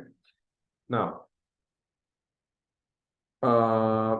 so what is the interesting thing that we need to find out is in the spam email data set, if you go back, so this was a decision boundary there. And if you just move to the right of it, that's where you had theta x greater than 0. And below that is theta x less than 0. So now we need to determine, is that the same thing here? If you go above this decision boundary, is it theta x greater than 0? And if you go less than that, it is less than 0. Okay, so we need to find out that. It doesn't look like that here because we have labeled virus as class 1 and bacteria as class 0. And since we have labeled virus as class 1, we got these as a parameter values for theta. So our z came out to be greater than 0, which is z is theta x greater than 0 for the virus class. And the virus class is actually below this decision boundary in this visualization. So for this data set, if you model the virus as class 1 and bacteria as class 0, the decision boundary, of course, the decision boundary is not going to change if you model it the other way. If you model virus as 0 and bacteria as class 1, it's still going to be this line that separates the two classes. But for our interpretation, the region below the decision boundary is virus, according to this labeling, because we have theta x greater than 0 for virus, because it's class 1. And we know from the distribution of the data points, all those data points where we have theta x greater than 0 really correspond to the virus class, and they're all below the decision boundary. So according to this labeling of the two classes 1 and 0, the region below the decision boundary is actually, for this case, is where you say theta x greater than 0. Okay.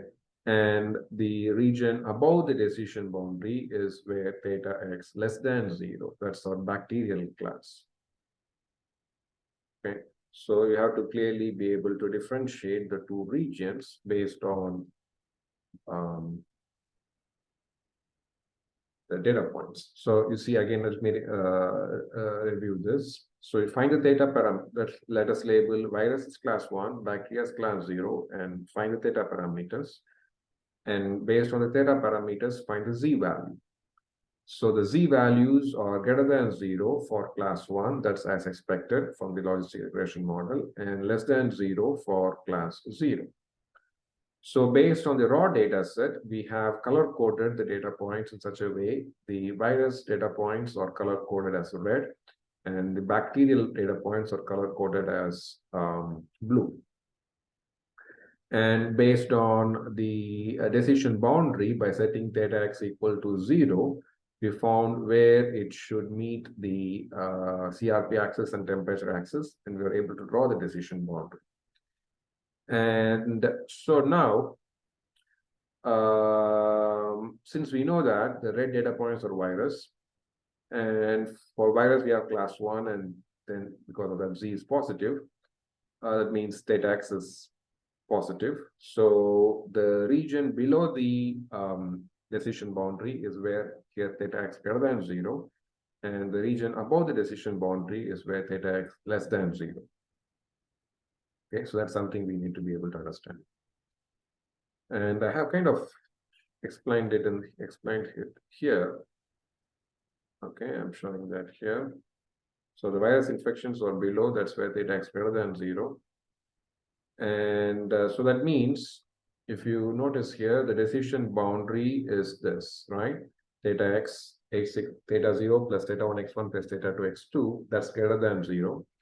And if you rearrange this, Okay, so this negative 3.6152 times CRP minus 19.5431 times temperature. If you move this to the other side, is greater than 0 minus this. So that's this. But for math purposes, when it was equal to, when you had an equal to sign, and you had the same equation like this, I said we could divide by -1, or can also say multiply by -1 on both sides and get this equation, right? Now, when there's an equal to sign, if you multiply by -1 or divide by -1, either way is fine. Let's say we multiply by -1, nothing changes because it's equal to. Whereas here, we have the same kind of equation, but we have a greater than sign here with the negative sign associated with all the three terms. So if you now multiply by -1 on both sides, the greater than sign will change to less than sign. So if you multiply by -1 for all the three terms on both sides, what happens is you get 3.6152 times CRP plus 19.541 times temperature will be actually less than 867.5885. So the virus region, which is below the decision boundary, will actually correspond to this.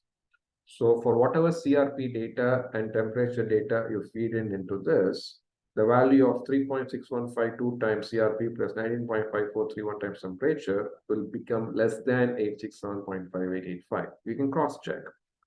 Let's say the CRP value is 40 and the temperature is 30. Let us do that. So 3.6152 times 40 plus temperature is 30. So that is 19.5431 times 30. We got 730.90. So that is less than 861.58. So that makes sense mathematically. And similarly, for the virus case, again, we have, this is our decision boundary, theta x. And I said this region, sorry, not the virus, the bacterial case. So bacterial case, theta x less than 0. So that means this whole thing less than 0, theta x less than 0. So we got a similar scenario where you have negative sign with all the three values, but less than. So when you multiply by -1, the less than sign will change to greater than. So you'll have 3.6152 times CRP plus 19.5431 times temperature greater than 861.5885.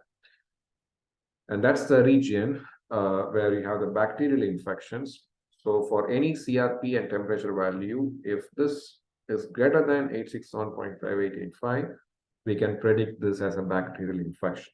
So if you want to use this visualization itself and the decision boundary as a basis to predict the class, this is how you do it. Because again, that's based on our labeling of the class virus as 1 and bacteria as 0. We got theta x to be greater than 0 for virus and less than 0 for bacteria. So theta x based on our parameters, this is our theta values. So this is our theta x, and if it is less than 0, the equation can be rearranged like this, and this is what we get.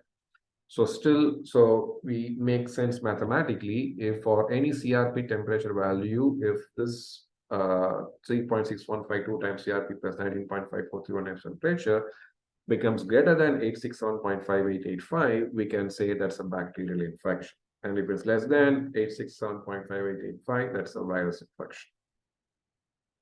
Okay, so this is different kind of visually to interpret compared to the spam email case.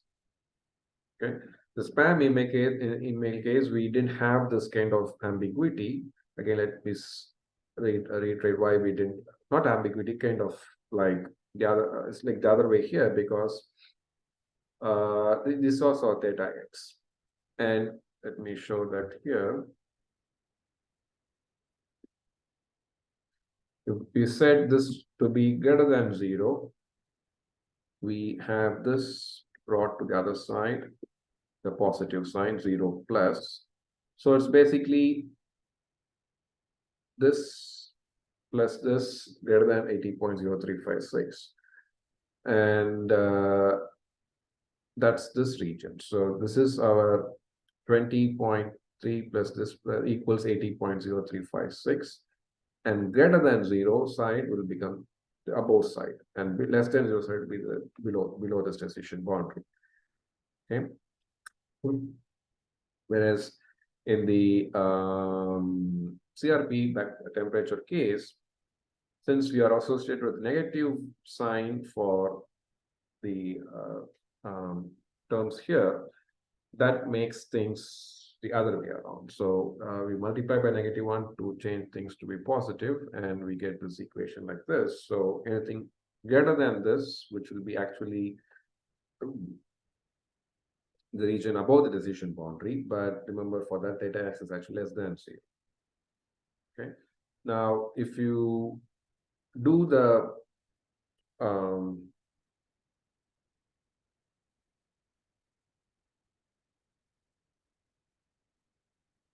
I hope that's clear so far. I don't want to confuse again beyond this or too much, because if you make this 0 and this is 1, okay, as I said, what's going to happen is the theta values the sign will change. So you're going to have negative 867.5885 as theta 0 plus theta 1 is this times CRP plus this 19.5431 times temperature equals 0. That's our decision boundary. So if you bring it to this side, it's going to be similar to what we had for the spam email data set. Okay, the same line. Okay, now if you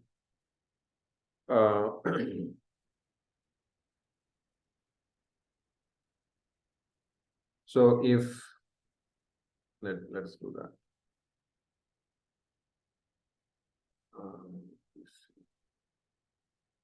We'll do that here. Okay, that's what I'm showing here actually. If you label virus as 0 and bacteria as 1, then your theta parameters will be the other way.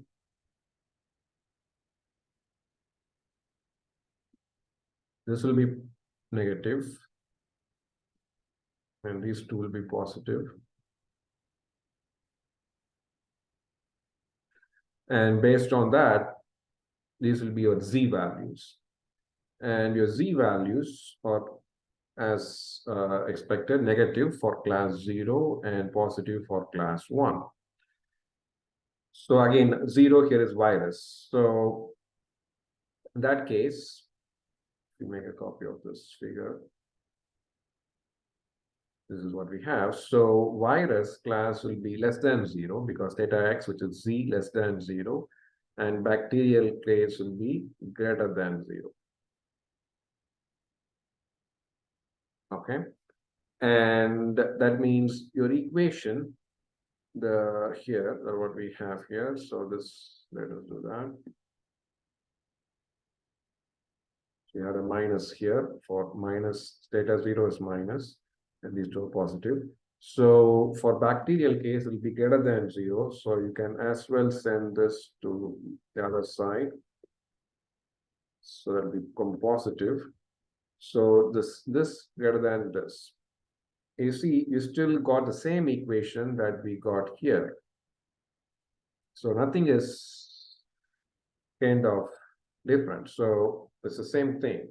So the same equation we got here for bacterial infection. And if you make it less than, this is for virus infection. Same thing we got here. So the decision boundary wise, the equation still remains the same. If for a given CRP temperature value, if this evaluates to something less than 861.5885, that's a virus infection region, which is this set of data points below the decision boundary. And if it evaluates to something greater than 867.5885, it's a region, it's a bacterial infection case above the decision boundary. Okay. So let's take a small break.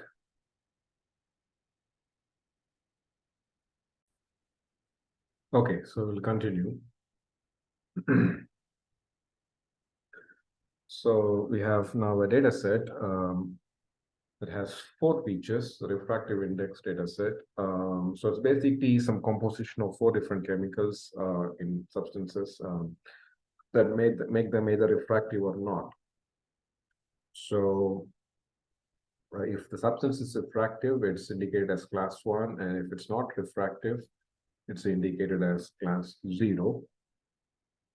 And you can feed in these 4 feature values to the online calculator along with the class label that we have here and get these theta parameter values. Theta 0 is 28 point something, and then theta 1, theta 2, theta 3, theta 4. So, and you can also, let me do that. I have it here, we can show that right away. Not sure I have this data set.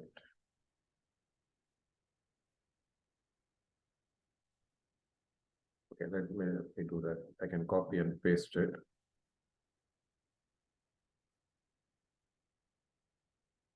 That was actually one of my reasons why I had this. Again, I already showed that for the Z with the PSA data set, but let me do that for this as well.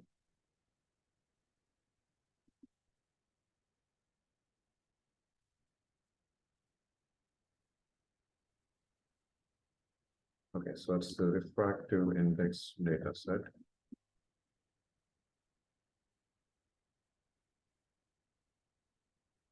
So we can compute the Z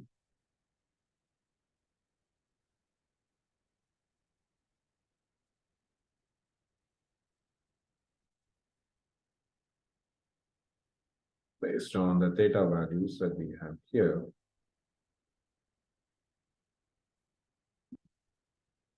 So that's going to be 28.6166 times, so that's theta 0, minus 3.3306 times theta 1, so x1, that is our A2, minus 19.6278 times x2, which is our B2, plus 17.4542 times x3, which is our C2, plus 2.163 times x4, which is our D2. So that gives you a Z value. Okay, so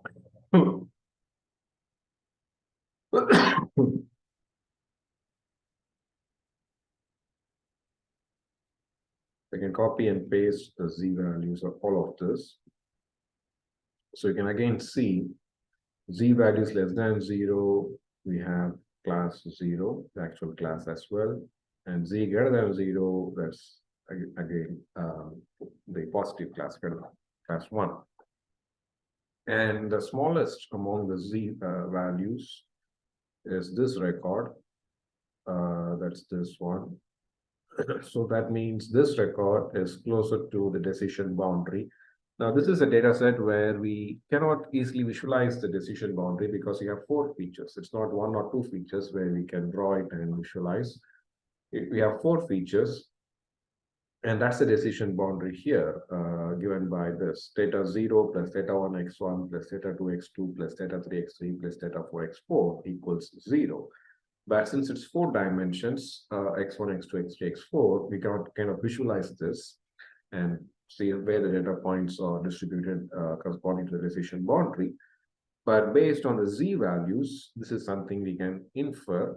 So among the data points or records belonging to class 1, the Z values, which are also greater than 0, they're all much greater than 0. So it's a very, very error-free or kind of very clear distinction between the 2 classes. But again, relatively, the Z value is the smallest for this last record among the positive class. And it's relatively closer to 0 or larger.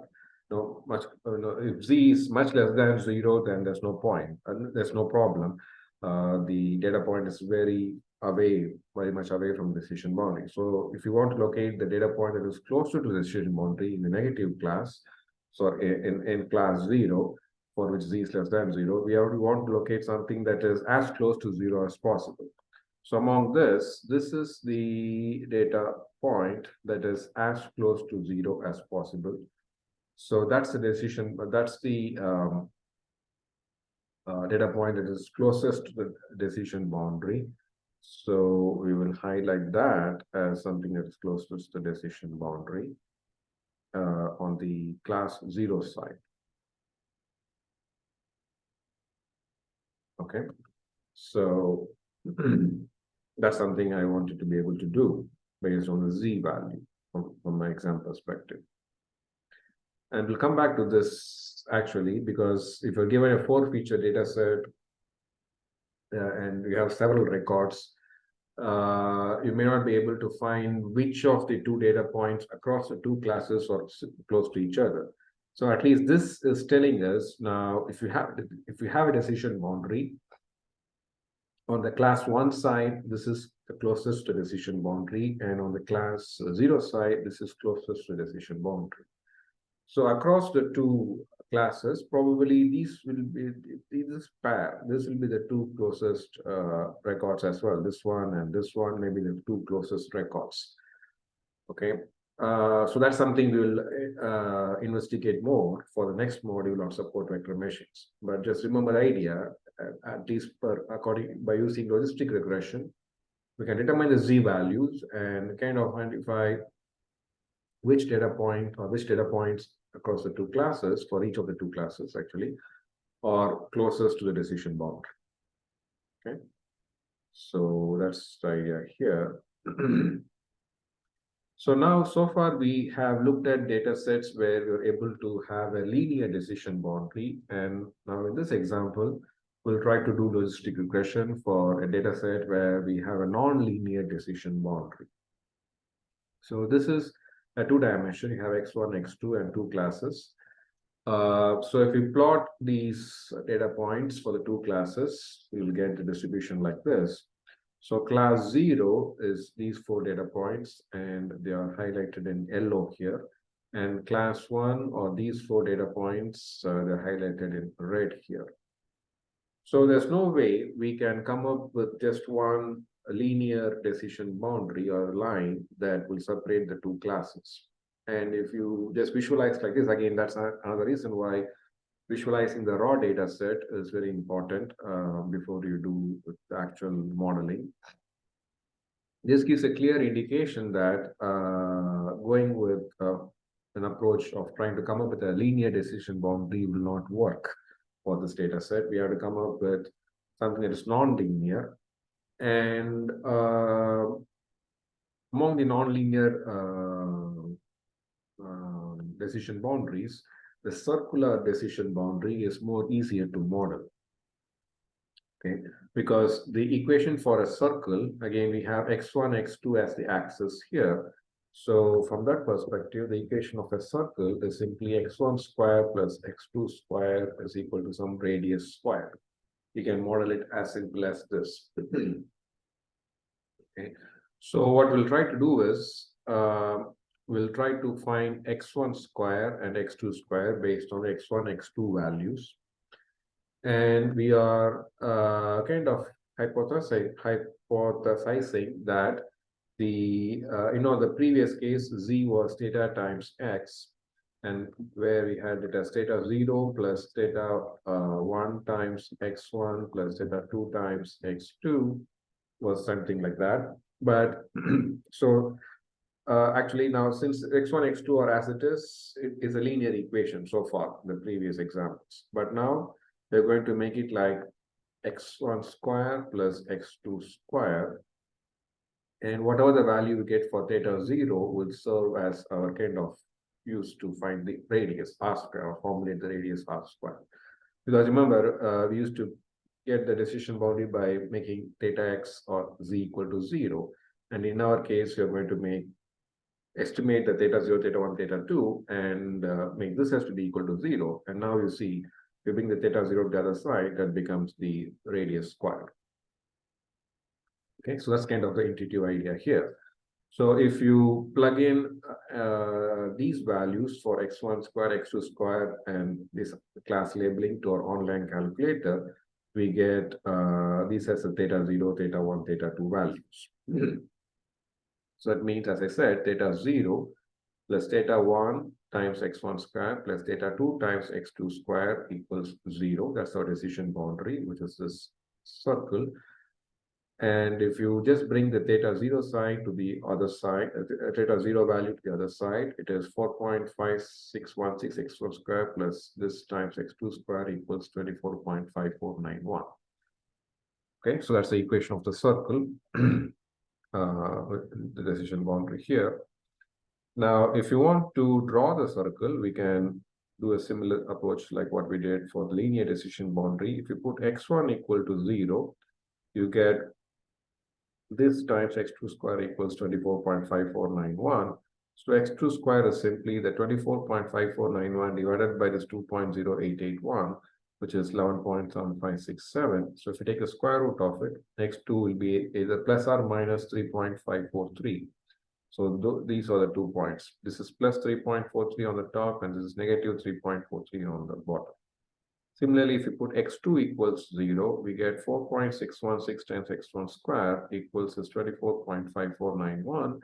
That makes x1 square to be like 5.3817, and that is x1 is plus or minus 2.32. So this is plus 2.32, and this is negative 2.32. So if you join all these four coordinates, the coordinates where you keep the x1 axis or x2 axis, you get a circle. So now we can clearly see a decision boundary that separates this class 0 from class 1. So now if you compute the z values based on this as your theta 0, theta 1, theta 2, based on x1 square, x2 square, you get these values. So again, for class 0, the actual class 0, you get the z to be also very negative, less than 0. And for actual class 1, you also get the z to be much positive, greater than 0. So again, based on the z values, you can kind of find out which of the data points are more closer to the decision boundary. So this is the smallest, so which is this first in class 1, which is this negative 2.5, 2.7, which is actually this data point. So you can see among the 4 red data points, this is actually more closer to the decision boundary, circular decision boundary. Similarly, among the class 0 data points, the one that is larger and more closer to 0 is this negative 19.47. That is the first data point, which is go back negative 1, 0.5. So negative 1, 0.5 is this one, the circle over here, the yellow circle. So the yellow data point. So this is actually, no, sorry, negative 1, 0.5 is this one. So negative 1, 0.5 is this. And you can see this is more closer to the decision boundary. So even in circular or non-linear decision boundaries, we can see again, let me repeat it. So this is negative 19.47 is a value that is the largest among the negative numbers and more closer to 0. So that is the first data point. So that is like negative 1, 0.5, which is this one. Negative 1, 0.5. So this data point is more closer to the decision boundary compared to the other 3 yellow color data points. And you can think about the farthest one, and among the class 1 data points, the largest z is this. So, which is this data point, 3.5, 3.7, which is really this one. And this data point is farthest away from the decision boundary. Among the class 0, the smallest z is this, which is much less than 0, negative 23.39. And that's like third one, which is this negative 0.3, negative 0.6, which is actually this one. So this one here, negative -0.3, -0.6 is relatively further away from the decision boundary. Okay. And if I hope this math is clear.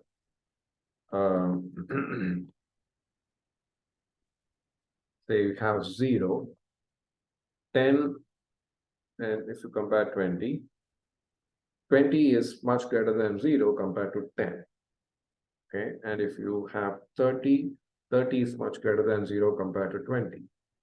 So if your z values are on the positive side, the larger the z value, the further away that data point from the decision boundary, and the smaller the z value, the more closer it is to the decision boundary, because this is z equal to 0 is our decision boundary, and z greater than 0, the farther away the data point from 0 from the decision boundary on the positive side, the further away is the data point.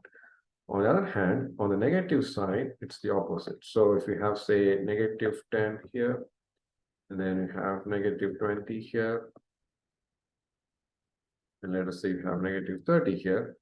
So this is z less than 0 side, and -10 is more closer to 0 compared to -20. So we'll say that -10 is actually larger than -20 because the more closer to 0 you are among the negative numbers, the larger you are. So -20 is actually larger than -30, and we say -20 is more closer to 0 compared to -30.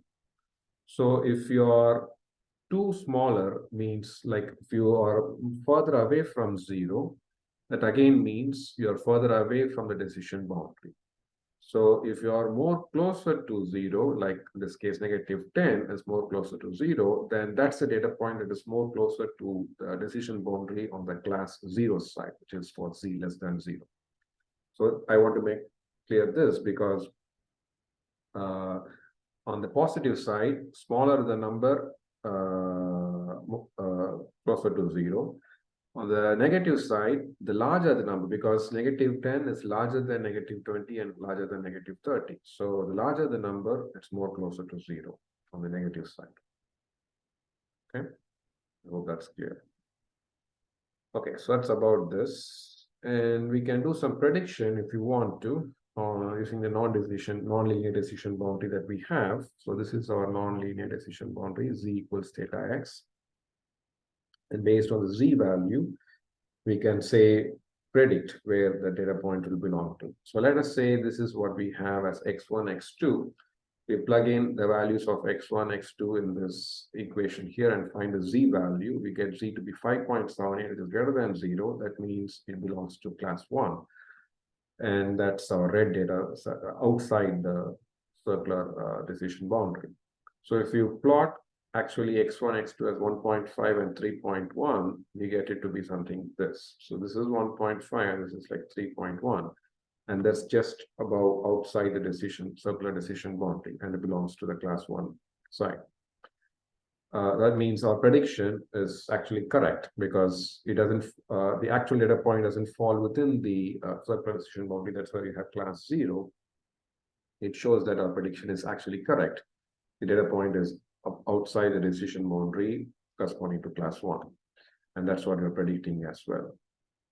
Now for x1 to be -0.9 and 3, if you plug in the x1, x2 values, x2, you get z as -2.0, that's less than 0, so you're predicting it to be class 0. So -0.9 and 3.0 actually falls on very close to the surface of the decision boundary, but it's more like inside. So it again indicates that you're actually predicting the right thing, that this data point belongs to class 0. And let's try one more. For this x1, x2 value, we get z as 37.37, which is much greater than 0. So we can very confidently predict it belongs to class 1. And if you plot this data point here as well, -2.5 and 4 is actually here, which is further away from the decision boundary, and it's on the class 1 side. Okay, so that's about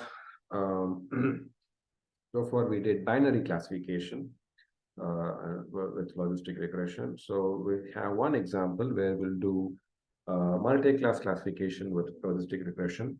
So as I said again, logistic regression as it is not designed for multi-class classification. It's primarily designed for binary classification, where you have class one and your Z, which is then based on Z determine X theta of X, is basically the estimated probability with which the record will belong to class one.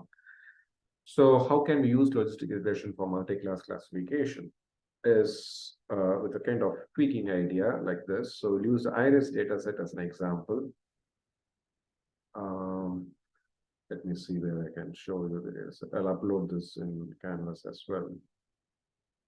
Okay, good, I got it. So we will move it, copy it to this folder here.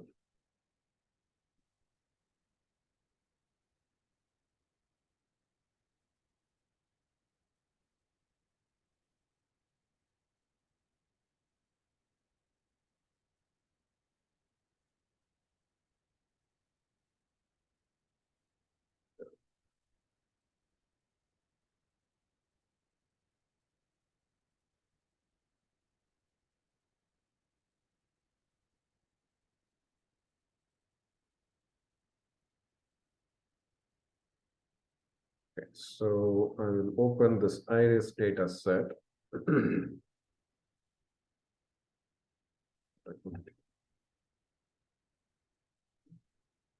It's copying. All right.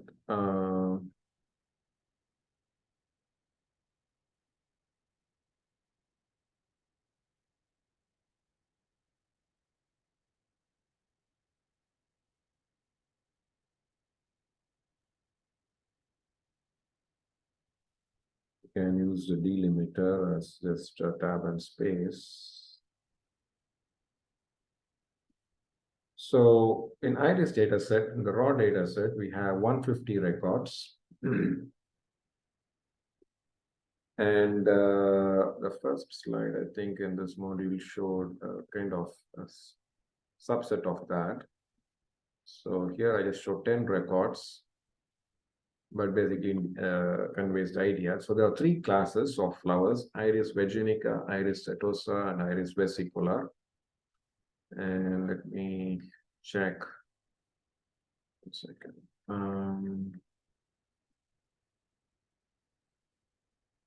Yeah, so this is the order. The first 50 are Iris setosa, and the next 50 are Iris versicolor, and the next 50 are Iris virginica. Okay, so you can notice Iris setosa, the first 50, is indicated as class 0, and then Iris, what's that, versicolor? Yes, is second 50, that's indicated as class 1. And then the last 50 is Iris virginica, that's indicated as class 2. So since we know that logistic regression as it is designed only for binary classification, we cannot use this data set as it is for classification. So what we'll do is we will generate 3 different data sets out of this, where we're going to have something like this. One data set will be like Iris setosa versus rest. So all the records that have Iris setosa will be labeled as class 1, and everything else will be labeled as class 0. So with that data set, we are trying to see if something is likely to be Iris setosa, a test record, and we'll go through the process. And then with the second data set, we are going to label everything belonging to Iris versicolor as class 1, and the rest of the data set will be the records will be labeled as class 0. And the last case, we are going to label everything in Iris virginica as class 1, and the rest will be class 0. So that's what I'm going to do now, and generate 3 more data sets. So I'm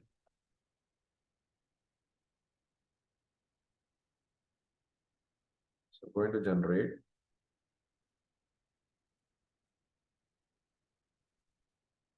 iris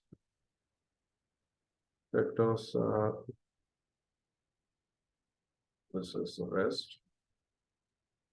And so we know that these things have to be made class 1. So highlight just this and go to edit, replace. Just replace the zeros over there as class 1.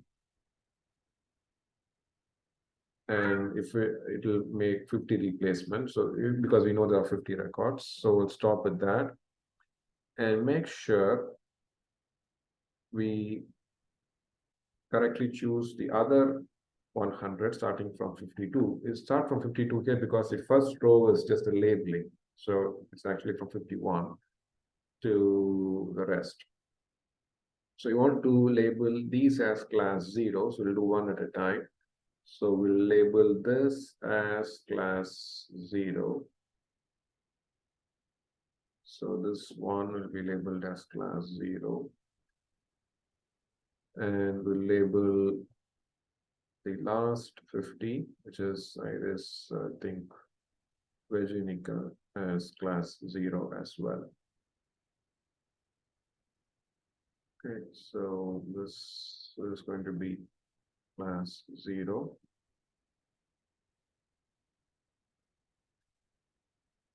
And then we are ready to run this through our logistic regression classifier. So we'll copy these 150 records, the feature values. So we need 4 features. So make sure you keep clicking it so you get 4 features. So this is our first feature values. And we can copy second feature values here. And this one.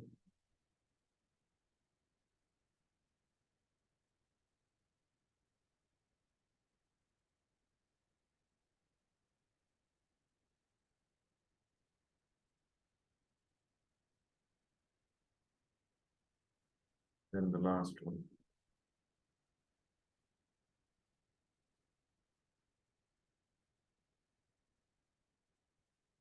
Okay, so let us now copy the class label.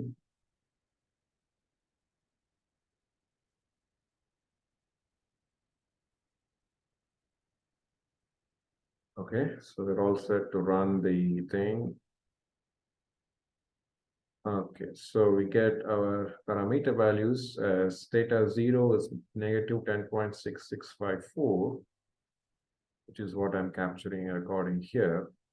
So for this iris set also is a rest data set. Theta 0 is negative 10.6654, theta 1 is 9.6572, and theta 3, so theta 2 6.947, and then negative 17.47497, and 20 negative 20.1885. That's what we call. So similarly, we can generate the iris versicolor versus rest and iris virginica versus rest data set. So let me do that anyway, so that so we're done with this data set. We can save this. So let's open back the original iris data set. So I'm now going to do versicolor versus rest.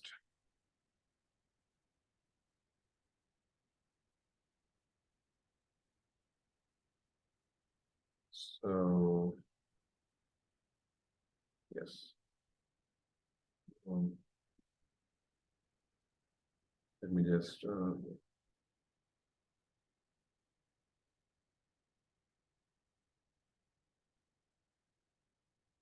we'll save it as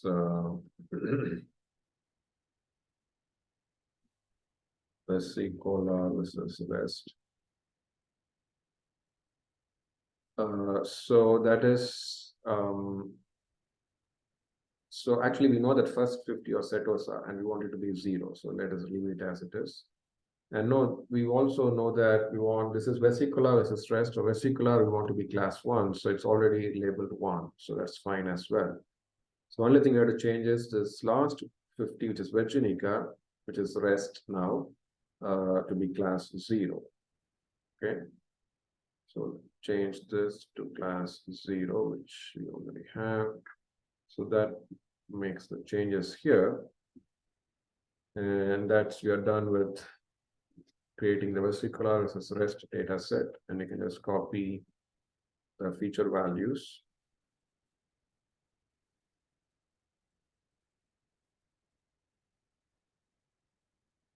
And since we already have the 4 features, we can just change them.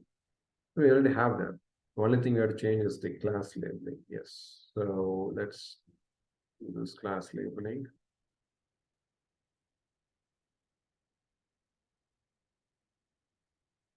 And run, click calculate.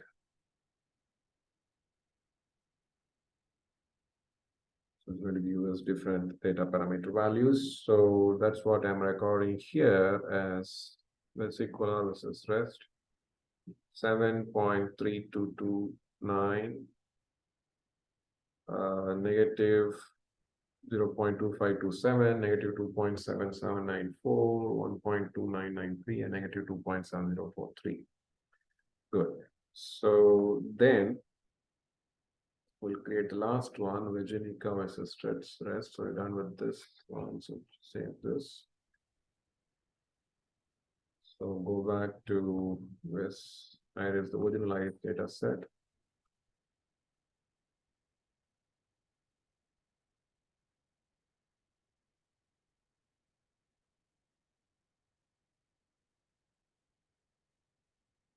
So let us this is Virginica versus rest.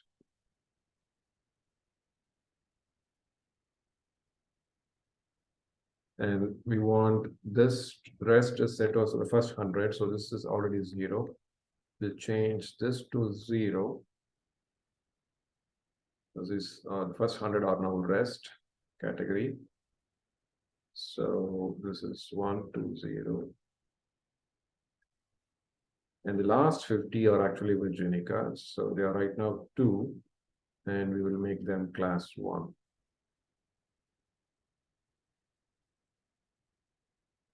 So we will change this to from class 2 to class 1.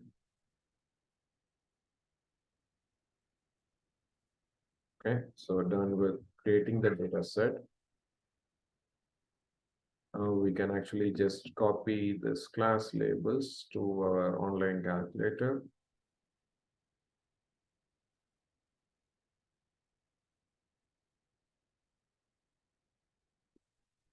And click calculate. That gives our data values for this data set. Negative 42.6378, negative 2.4652, negative 6.6809, 9.4294, and 18.2861. All right, so with this, now we will be able to do some testing. Let's say we have this test record with 5452 as the feature values. We can determine the z, which is data times x, for each of these 3 binary classification data sets. And basically, we'll look for which of the 3 will get a larger z value. And the data set for which you get the largest of the 3 z values basically indicates the class to which this test data set will belong to. Because if the z is greater than 0, that's kind of an indication that the h data of x will also be greater than 0. It's like an indication that this data set will belong to that particular class 1, which is in this case Iris virginica, with a higher probability. So look for which of the 3 binary classification data sets we get the largest z value, and we'll predict. Again, largest is, we want it to be greater than 0 as well, because that's when you say that this belongs to that particular class 1 with a high probability. So in this case, 2.0318 is the largest. So what you have to do is, and I have that, I think here, let me see.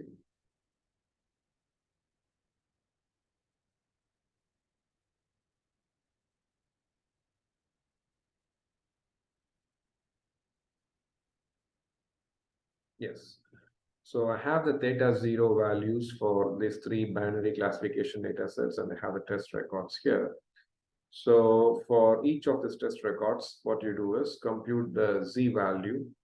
So you do that by doing like negative 10.6654 plus 9.6572 times x1, which is this, plus 6.9547 times this x2, and then minus 17.7497 times x3, minus 20.1885 times x4. So do the math, you'll get this. And now we're looking at focusing on only this test record. So do the same thing for vesicular using this data values and this X feature values. You compute the Z. Similarly, using these Virginica data values and this again, these X values, you get this Z. So largest among the Z and its positive greater than 0 is going to be this 2.0318. So we predict that this belongs to Virginica. And do the same thing for this test record. The largest of the Z values here and greater than 0 is 2.95695. So you predict that this test record belongs to vesicular. And for this test record, the largest of the Z values that is greater than 0 is this 1.21973, and you predict that this test record also belongs to vesicular. Now, if you notice the second and third,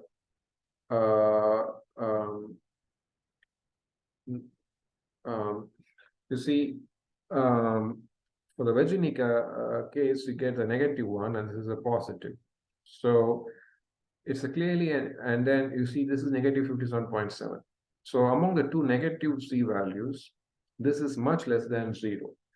So basically what it's indicating is this test record does not belongs to iris setosa, it belongs to the rest. And the rest in this case is either vesicular or Virginica.